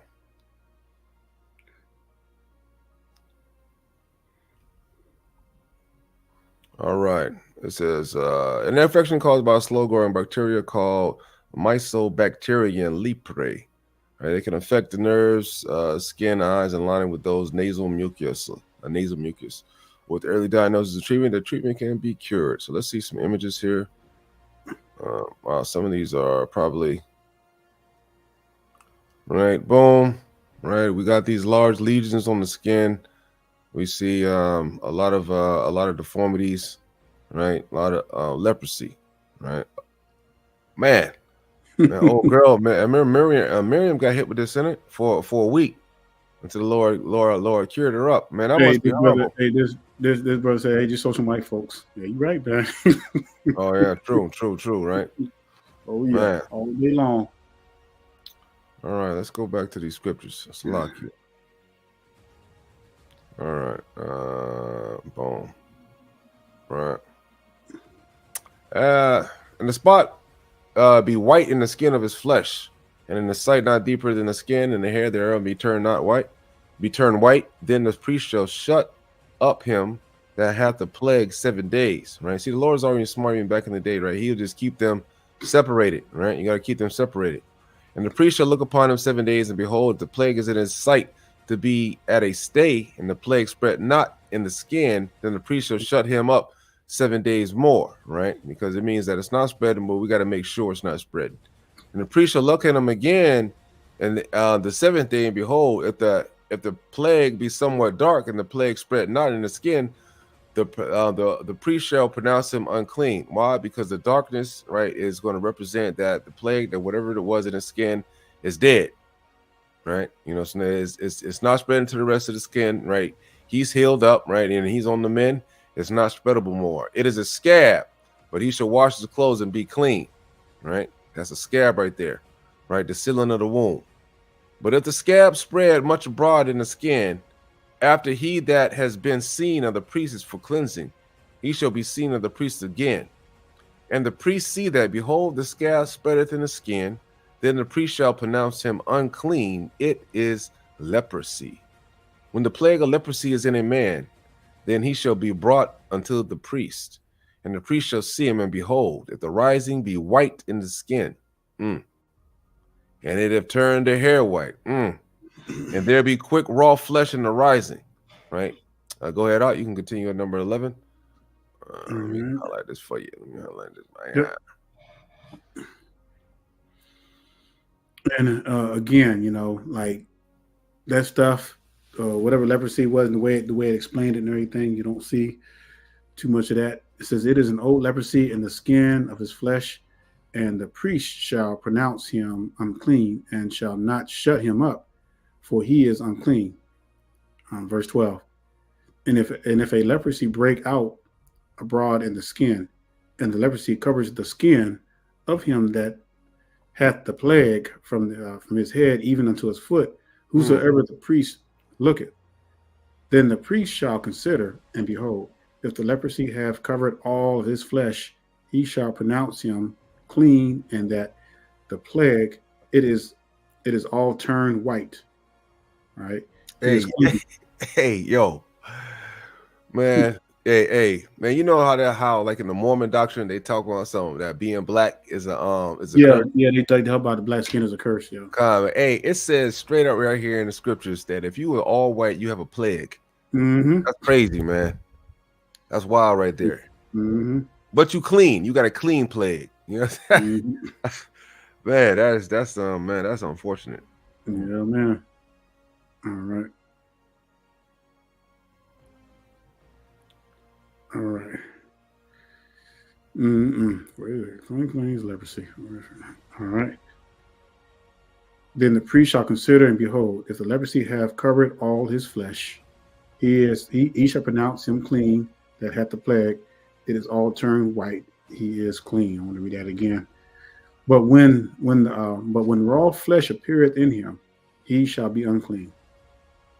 And the priest shall see the raw flesh and pronounce him to be unclean, for the raw flesh is unclean. It is leprosy.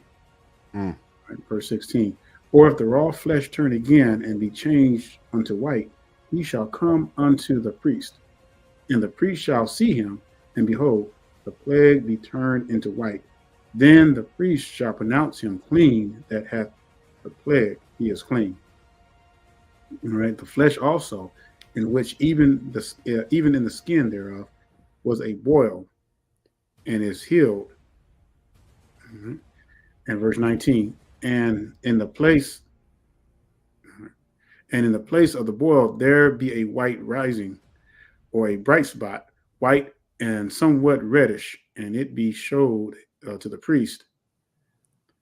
And if when the priest see it, see it, behold, it be sight lower than the skin, and the hair thereof be turned white, the priest shall pronounce him unclean.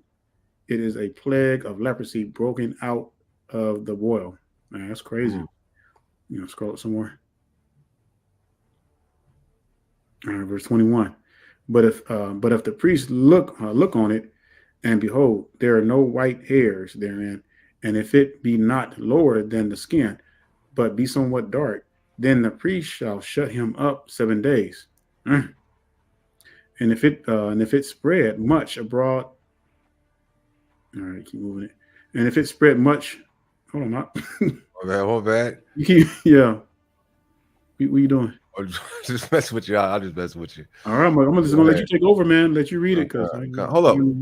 What was you doing? Yeah. Reading 10 apiece? I think it's on me anyway. Yep.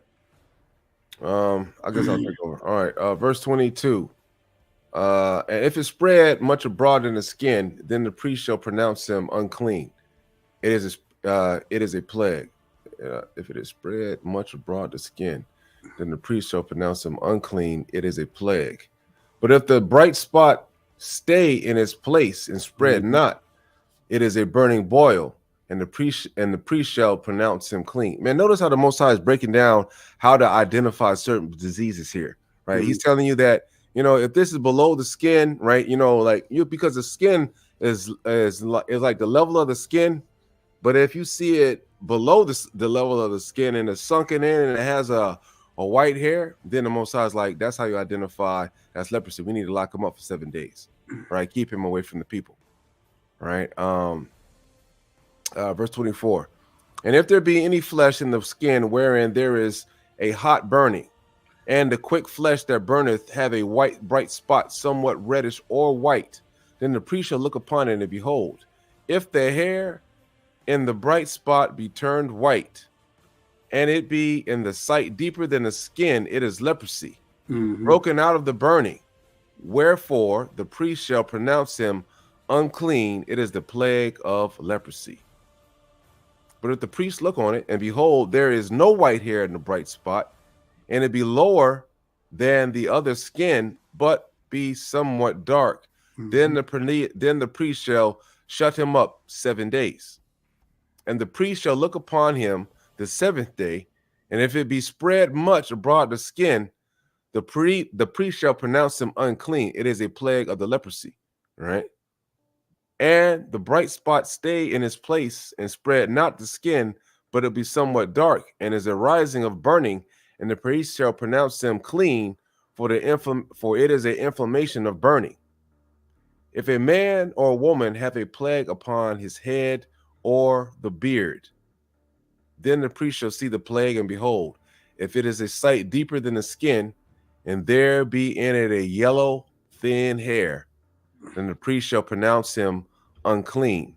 It is a dry scald, even a leprosy upon the head or beard. So I guess leprosy can come in different types, it seems here in the scriptures, right? If you ever see it, because as we're reading here, what's unclean about this, and then how to be clean, we see that sometimes leprosy can be described in different ways here.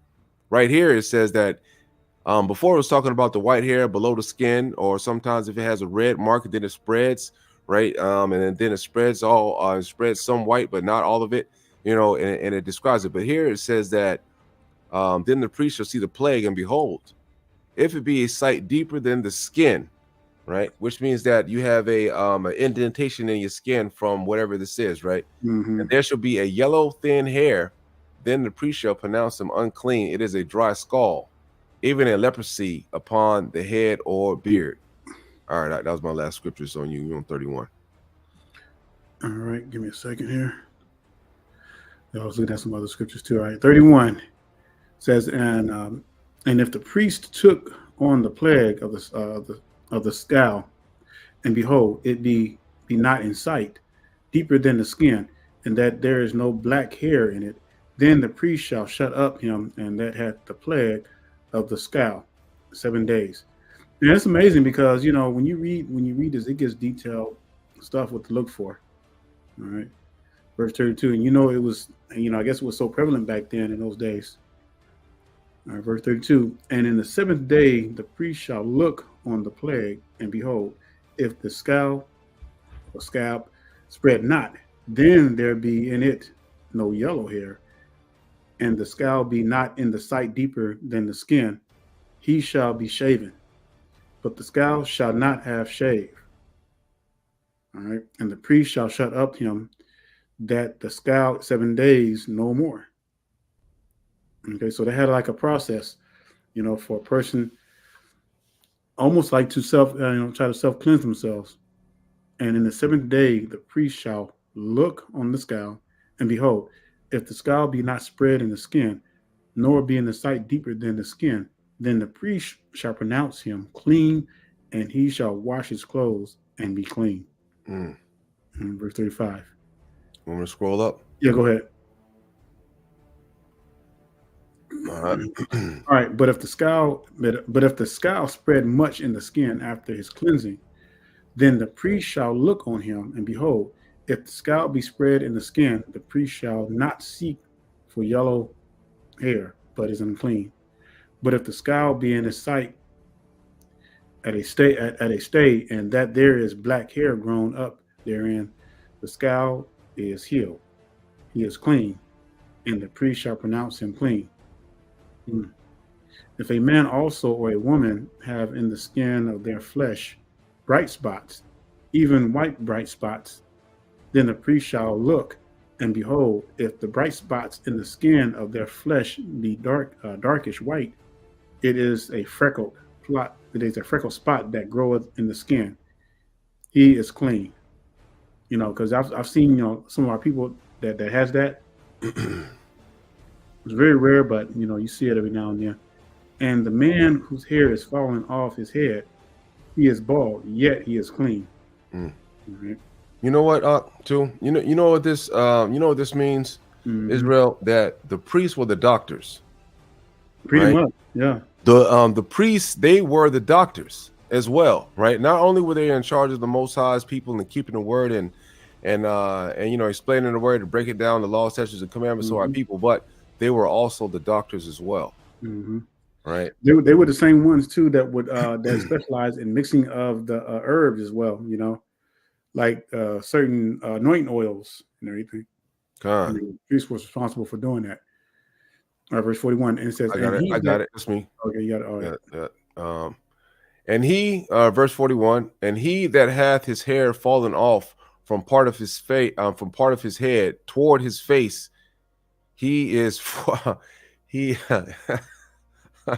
I'm sorry, right? He is forehead bald, yet he is clean, right? Now, I got some bald. I'm kind of old, right? I got some baldness too, right? So, yeah, I'm clean in here, right? Brothers rocking that George Jefferson. Don't worry, you all right? You clean, right? And if there be in the bald head or the bald forehead a white reddish sore, now this is where we have a problem. Now, if you got a bald head, you have a white reddish sore in it. It is a leprosy. It is a leprosy sprung up on his bald head and his bald forehead. Right. And the priest shall look upon it, and behold, if the rising of the sore be white, reddish, and in his bald head, or in his bald head, as the leprosy appeareth of the skin of the flesh, he is a leprous man. He is unclean. The priest shall pronounce him utterly unclean.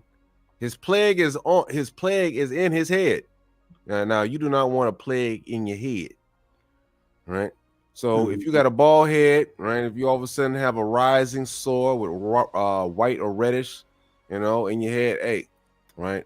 You know what I'm saying? It seems like that this is just like leprosy itself, the way it's described in the scriptures, that it's that it has to be some sort of skin disease, like like some kind of like skin disease, like boils is not really a skin disease, so I mean, like, you could come on in and whatever, say it'll go away. It's not something that you have that you can't beat, that doesn't go away, or a virus or something like that. But these are like literally like viruses and stuff that pop up on your skin that the priests have to diagnose, right?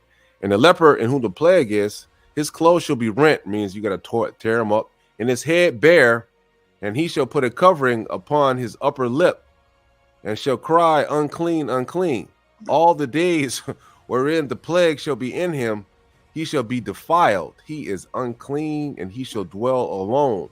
Without the camp shall his habitation be. Right. So you never wanted to really get sick of this kind of thing back in the scriptures, back in the old days. Right. That means that, you're going to have to put a covering on your upper lip. You know what I mean? Looking forward over there. Then you're going to be, then you got to get your toes torn up and everything. And then guess what?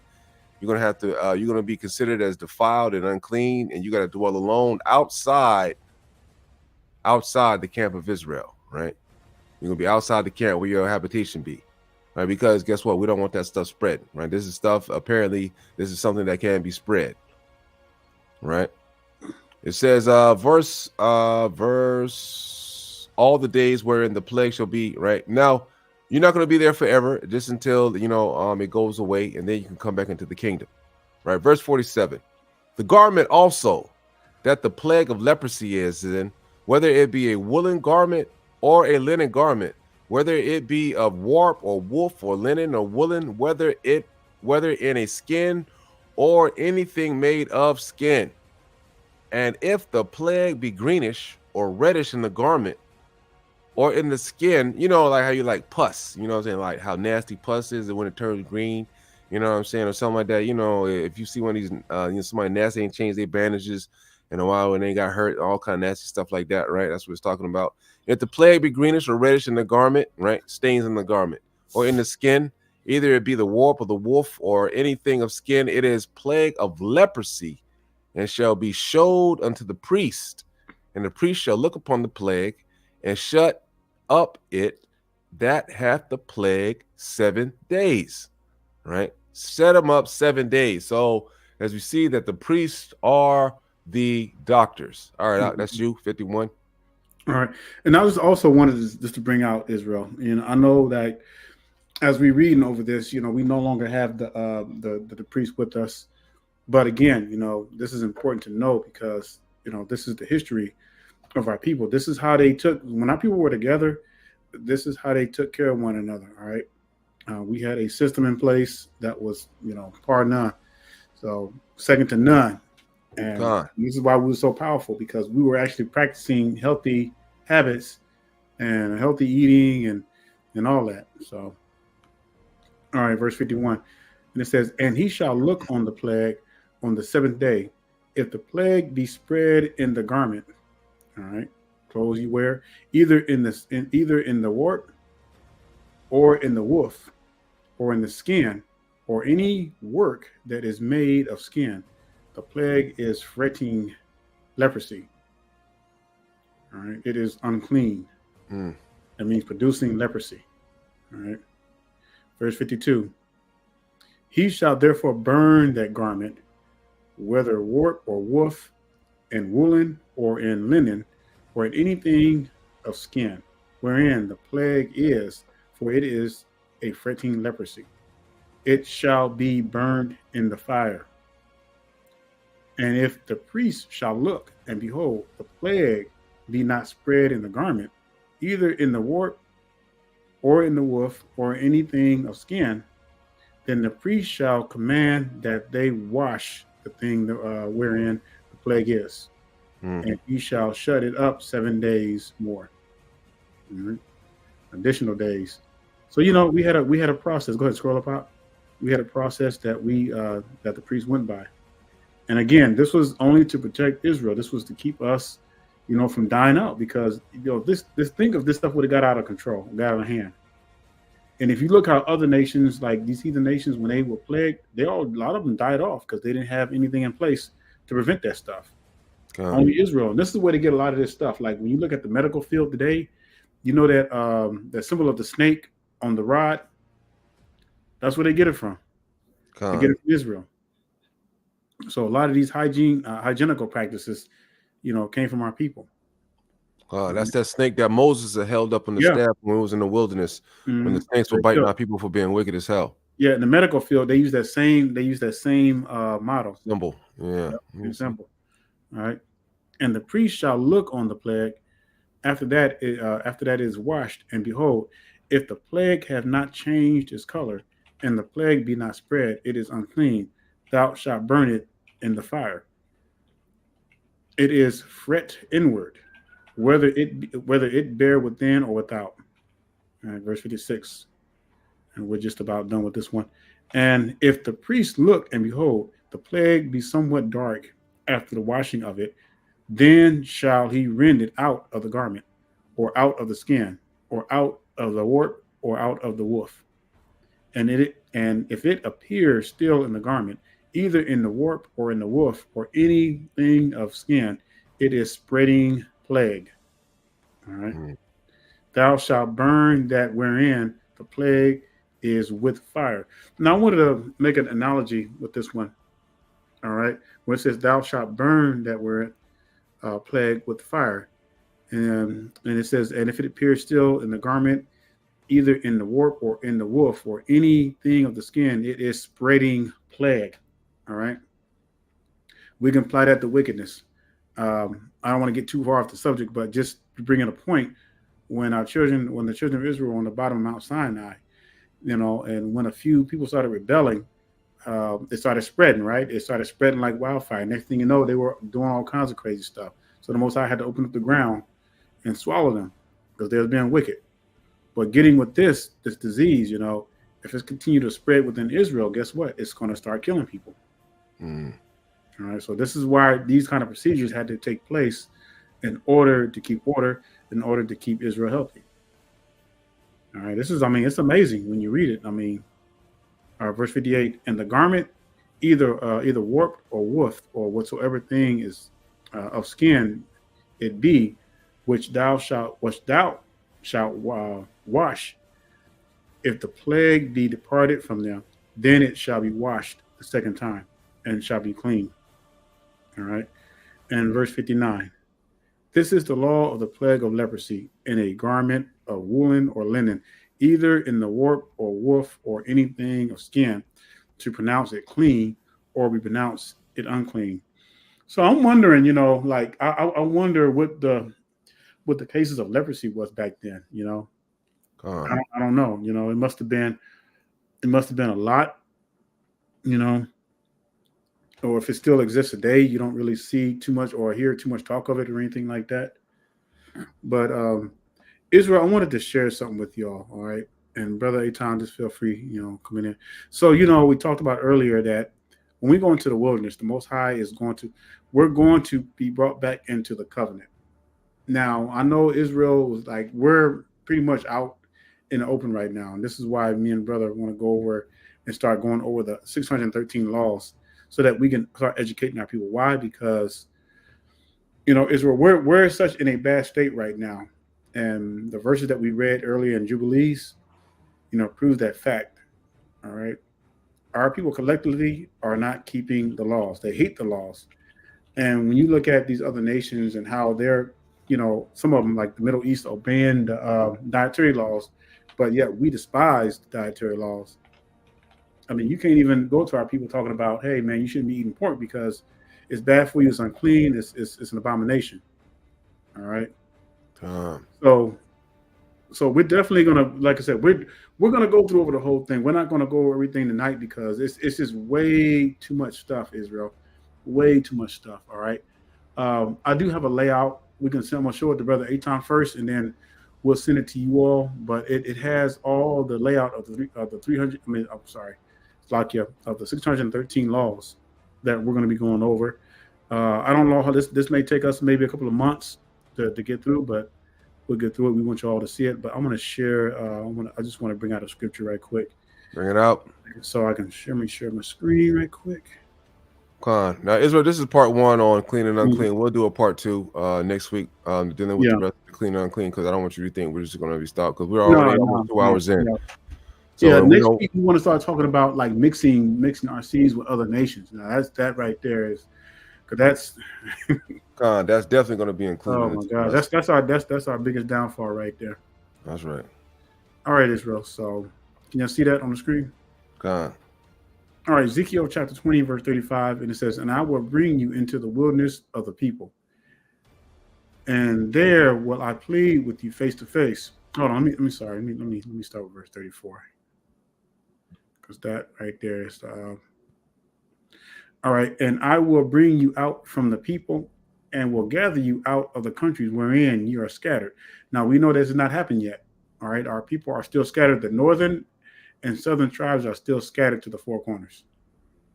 All right, it says, I will bring you out from the people and will gather you out of the countries wherein ye are scattered with a mighty hand and with a stretched out arm and with fury poured out. And I will bring you into the wilderness of the people, and there will I plead with you face to face, like as I pleaded with your fathers in the wilderness of the land of Mizraim. So I will plead with you, says Adonai Yahweh. Now remember, it's going to happen pretty much the same way. How the Most High delivered our people out of Egypt, He's going to deliver us from the four corners. And I will cause you to pass under the rod, and I will bring you into the bond of the covenant. That's what I really wanted to bring out, the bond of the covenant. What is the covenant? His promise, all right, his covenant that he's kept with us to keep the laws. So Israel, we're going to go through this again. So it behooves all of us that we learn as much as we can of the laws of the Most High. All right, because whether our people like it or not, you know, they're going to, if they're alive, everybody's going into the wilderness. All right, if everybody's still alive by then. All right, because that's what the scripture says. I like how it reads in 37. It says, "I will bring you into the bond of the covenant." Now, if you're outside the bond of the covenant, man, you're gonna get destroyed. Right? So you want to pass under the rod, and you want to be obedient, right? Because you're not brought into the bond of the covenant, which is what? That bonds you to Hamashiach, that bonds you to the Most High God forever and ever. That bonds you to a spiritual body, right? You know, there's a lot of bonding that's going on in that covenant, and without that, you know, you're gonna get bonded to the lake of fire. Yeah. So, you know, that's why Israel is good, because we're gonna Most High is gonna give us. We got that chance now. The grace period is now, you know, to get right. But when He comes and when He's ready to collect, He's gonna collect. And anybody who was not willing to be under the bond of the covenant, they get destroyed. That's why it says in verse 38, it says, "And I will purge out from among you the rebels and them that transgress against me, and I will bring them forth out of the country wherein they sojourn, and they shall not enter into the land of Yasharel, and ye shall know that I am Yahweh." So, you know. Imagine that, Israel, just like everybody doing what they're supposed to be doing. You don't gotta look around the corner and this man doing being wicked, or look around the corner, this dude, he doing this, or you know, everybody's keeping the commandments. You don't gotta worry about this dude trying to holler at your wife. You ain't got to worry about your daughter out there being a whore. You ain't got to worry about none of that. We're going to be in all the way order. Everything is just going to be right down the middle. You know, a sister's not going to have to worry about her husband going out and sleeping with the next, next woman or you know, or any of that stuff. Like, it's all going to be 100% in order, right? All our people, we're going to be healed, right, from all the trauma and the tribulations and the rape, rob, and murder that we've been through as a people, right? And then we're going to be able to be healed as a nation. Right. I mean, like, just imagine that, Israel. You know, you have your, Hamashiach's face. Somebody looks like you is going to be on the coins or or whatever the that we're going to be using for currency for these heathen when they come and bringing our stuff to our when they're dealing with us. Right. It's not going to be. We have to look out, and then we got George Washington or one of these old heathens on the dollar that we spending. It's not going to be like that. Right. It's going to be, the law is going to go forth from Zion. Right, you know how everybody tries to be like in America right now? No, everybody's gonna be trying to be like us, right? Everybody's gonna try to be like us, and we're gonna lead in righteousness. That's just how it's gonna be. Yep. And don't think there's gonna be some back breaking out there too, with some whips, boy. They get out of line. Yeah. You know, you probably not even gonna hear about wicked niggas. You know what I'm saying? Wicked niggas, they cut out, man. They probably. Man, the Most High just make them disappear probably. Ain't no telling what'll happen. You're going to get judged, put to death immediately. Let that be a lesson for the next one. But we know that the stuff that's happening now with our people, it has to happen, Israel. You know, the wheats and tares are going to grow together, and the Most High is going to separate the wheats and the tares, you know. So that's why I'm not too much worried, you know. I mean, hey, you know, my sheep hear my voice. You know, people are going to listen. The people who want to listen, they're going to listen. Those who don't want to listen, they're going to continue in their ways. They're going to continue to mock the Most High. Eat pork in your face, and then try to eat it in front of you just to mock you. So, that's why they say purge the rebels. Mm-hmm. That's why he said he will purge the rebels, meaning that they're going to be wicked niggas that's going to try it. Yep. That just not going to get along at first. So it's going to take some. It's going to it's going to take some purging to go on, right, for people to understand that, hey man, Most High ain't playing no games. You know what I'm saying? Hey man, catch you in the corner eating a pork chop, man, your ass gonna get put to death. You know what I'm saying? You eating turtle soup? I'm just kidding. They gonna get him. You know what I mean? But it really doesn't matter, right? If the Most High's catching you doing anything wicked on the time, think about it, man. We got 144,000, brothers with their spiritual bodies already. So just like I said, that you can move from one place in the earth to another in the instance in the spark of a lightning. Man, if you over there doing something wicked, don't you know one of them 144,000 rulers on earth can just miraculously appear right before you and then turn your whole body into ash and send you to send you to hell until judgment day, right? I mean, there's going to be a lot of things that are going to be on the earth that we're not going to really that's going to be a lot of changes that's going to come in the future. Right, a lot of changes. Not going to be able to act like you want to, or any of that stuff. And there's going to be righteousness in our people, and hopefully, once it's all said and done with, a lot of our people will want to act right. You know what I'm saying? We'll want to keep the commandments. Right now, it seems like we don't want to do nothing but be wicked. You know what I'm saying? We love the wickedness over here. I don't know why. And this is why the immigrants are going to continue to flood those areas where most of our people are. I'm telling y'all, Israel. They getting ready to be replaced. They getting ready to be destroyed. The Most High is allowing that to happen. Y'all know that, right? The Most High is allowing these immigrants to come over there and replace niggas. I say it just like that because that's exactly who they can replace. I'm not worried about the brothers, the brews that are keeping the commandments because the Most High is going to take care of them. That's the right. ones who are going to be wicked, the ones who are out there killing their own brothers on the streets, selling drugs to their own brothers on the streets. Man. I'm telling you, I'm surprised that there's no brothers out there right now that's banded together and decided that, hey, we're gonna take up some swords. Any niggas that's gonna sell drugs to their own people, they're gonna chop their heads off. They're gonna get them. They're gonna police the neighborhoods, but you don't see that because nobody's standing up. And these guys are threatening, people who live in their area and everything. You better not snitch on us. We're gonna continue to sell drugs. Our own people. We're going to destroy our own people. We're going to kill our own people because they don't care. God. Brothers like that, they do not care. They have no conscience whatsoever. The Walking Dead, so they need to die. Is vitiligo not modern day leprosy because they both have astonishingly similar effects? Now, vitiligo, I think that after a while let's say for example, right? It's not the same thing that happened to Miriam because if you look at Miriam, she was deemed unclean, right? That's why she got put out of the camp, right? She had to be put out of the camp for 7 days. It's because what? That was just what we read about in the priest. What happens when you get leprosy, right? And you have these red, these red sores, right? These red sores that are on you that are unclean. That's the type of leprosy that she encountered, right? Because she was unclean. She had open wounds on her. Right, and then so the Most High, so she got banned from the camp for 7 days. But on the 7th day, if you come back and check and see that it's healed up in a dark spot, then what? You're pronounced clean, which is more than likely, right?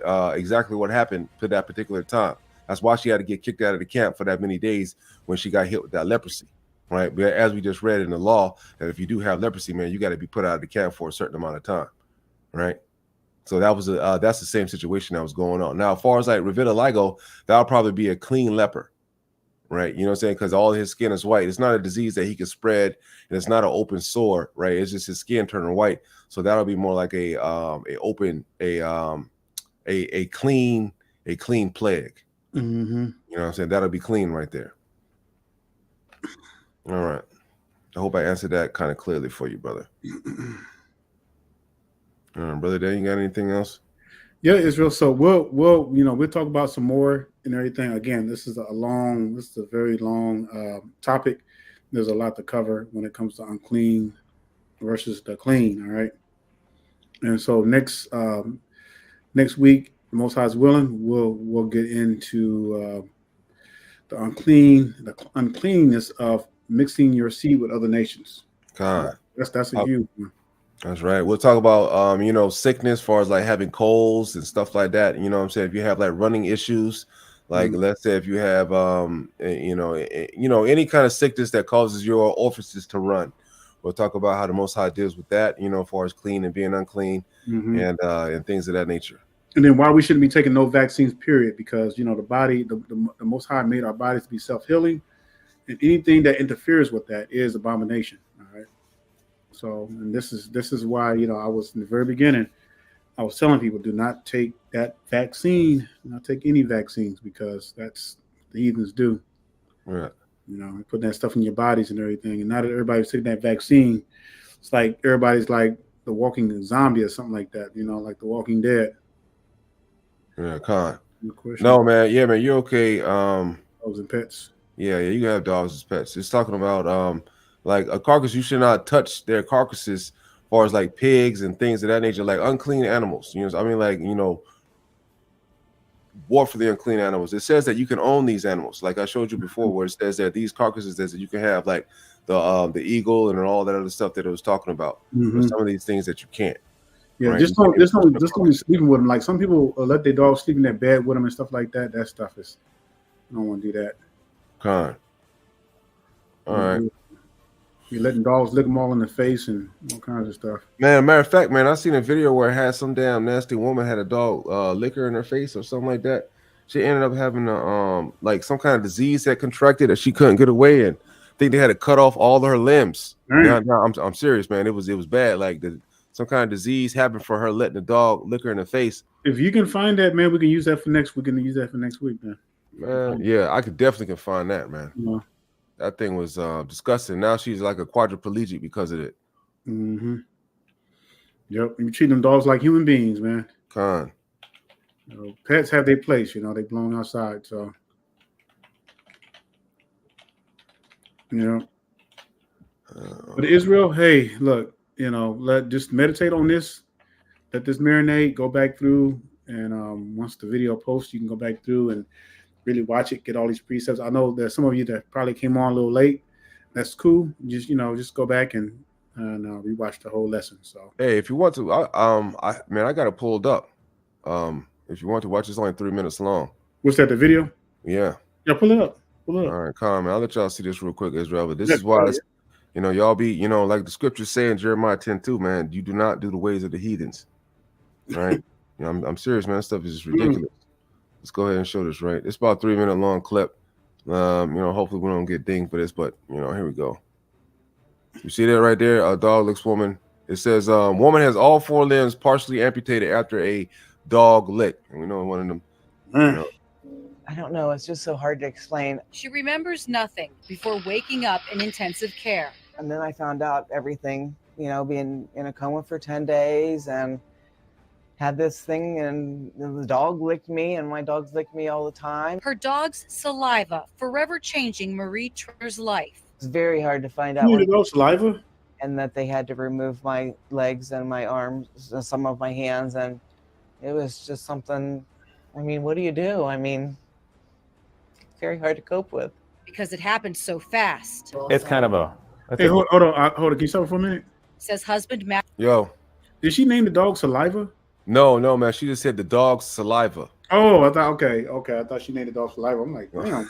That's all right, God, hold up. Matthew Trainer. I remember the dogs licking her, coming home. They were happy to see us. The next night, Marie developed flu-like symptoms. Her temperature went up, then it went down to about 93 degrees, and that's when we rushed her to the hospital. Now, I guarantee the dog licked her in the mouth. You know what I'm saying? Now, the man's just fine, and probably the dog lick on him all the time, and just men ain't gonna let no dog lick him in the face. And we've seen multiple videos online of women letting dogs lick them in the mouth for some reason. It's absolutely nasty. Just heathens too. Just heathens in general, but mostly I don't know why. All right, but yeah, let's just continue on. It's just that's why I was saying why the man probably did not get sick, because he probably didn't let the damn dog lick him in the mouth. This was sepsis. We knew she had an infection of some sort. Within 2 days, she slipped into a coma, her body shutting down, says stepdaughter Gina Premier, who's also a nurse practitioner at Altman Hospital. So we were getting new symptoms and worsening symptoms very rapidly. Altman's infectious disease team, led by Dr. Margaret Kobe and the Cleveland Clinic, both confirmed the surprising diagnosis: Capnocytophaga canamorsus. It's fairly common in the oral flora or the mouth of a dog, and it can be transmitted through a bite or sometimes just contact with saliva. Like a scratch on Marie's arm. That organism is what we call very virulent.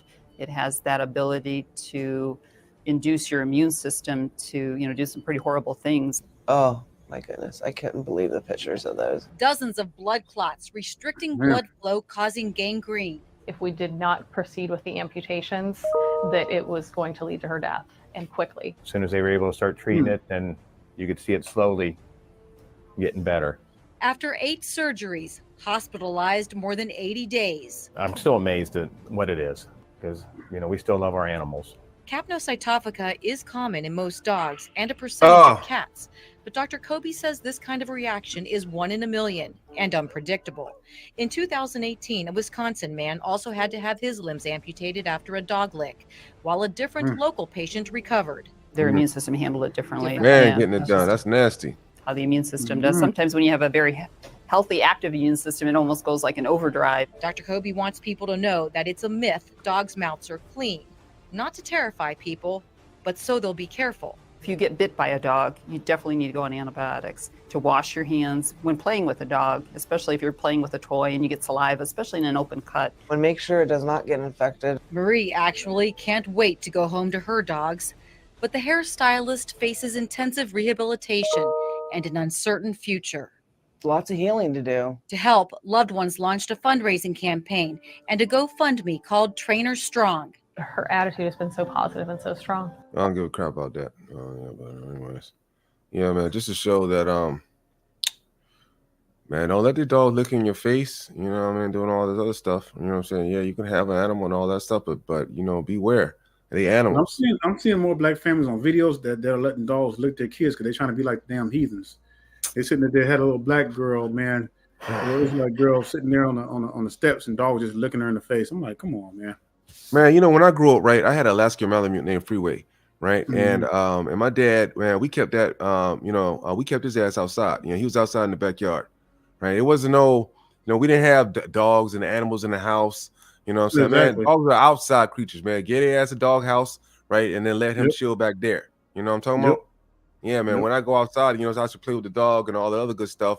Well, man, I ain't let no dog lick me in my face, lick me in my mouth, or none of that crazy stuff, man. My pops had that dog trained. Man, that dog one time had tried to bite my sister, man. I ain't never seen my dad, man. Well, my dad beat the hell out of that.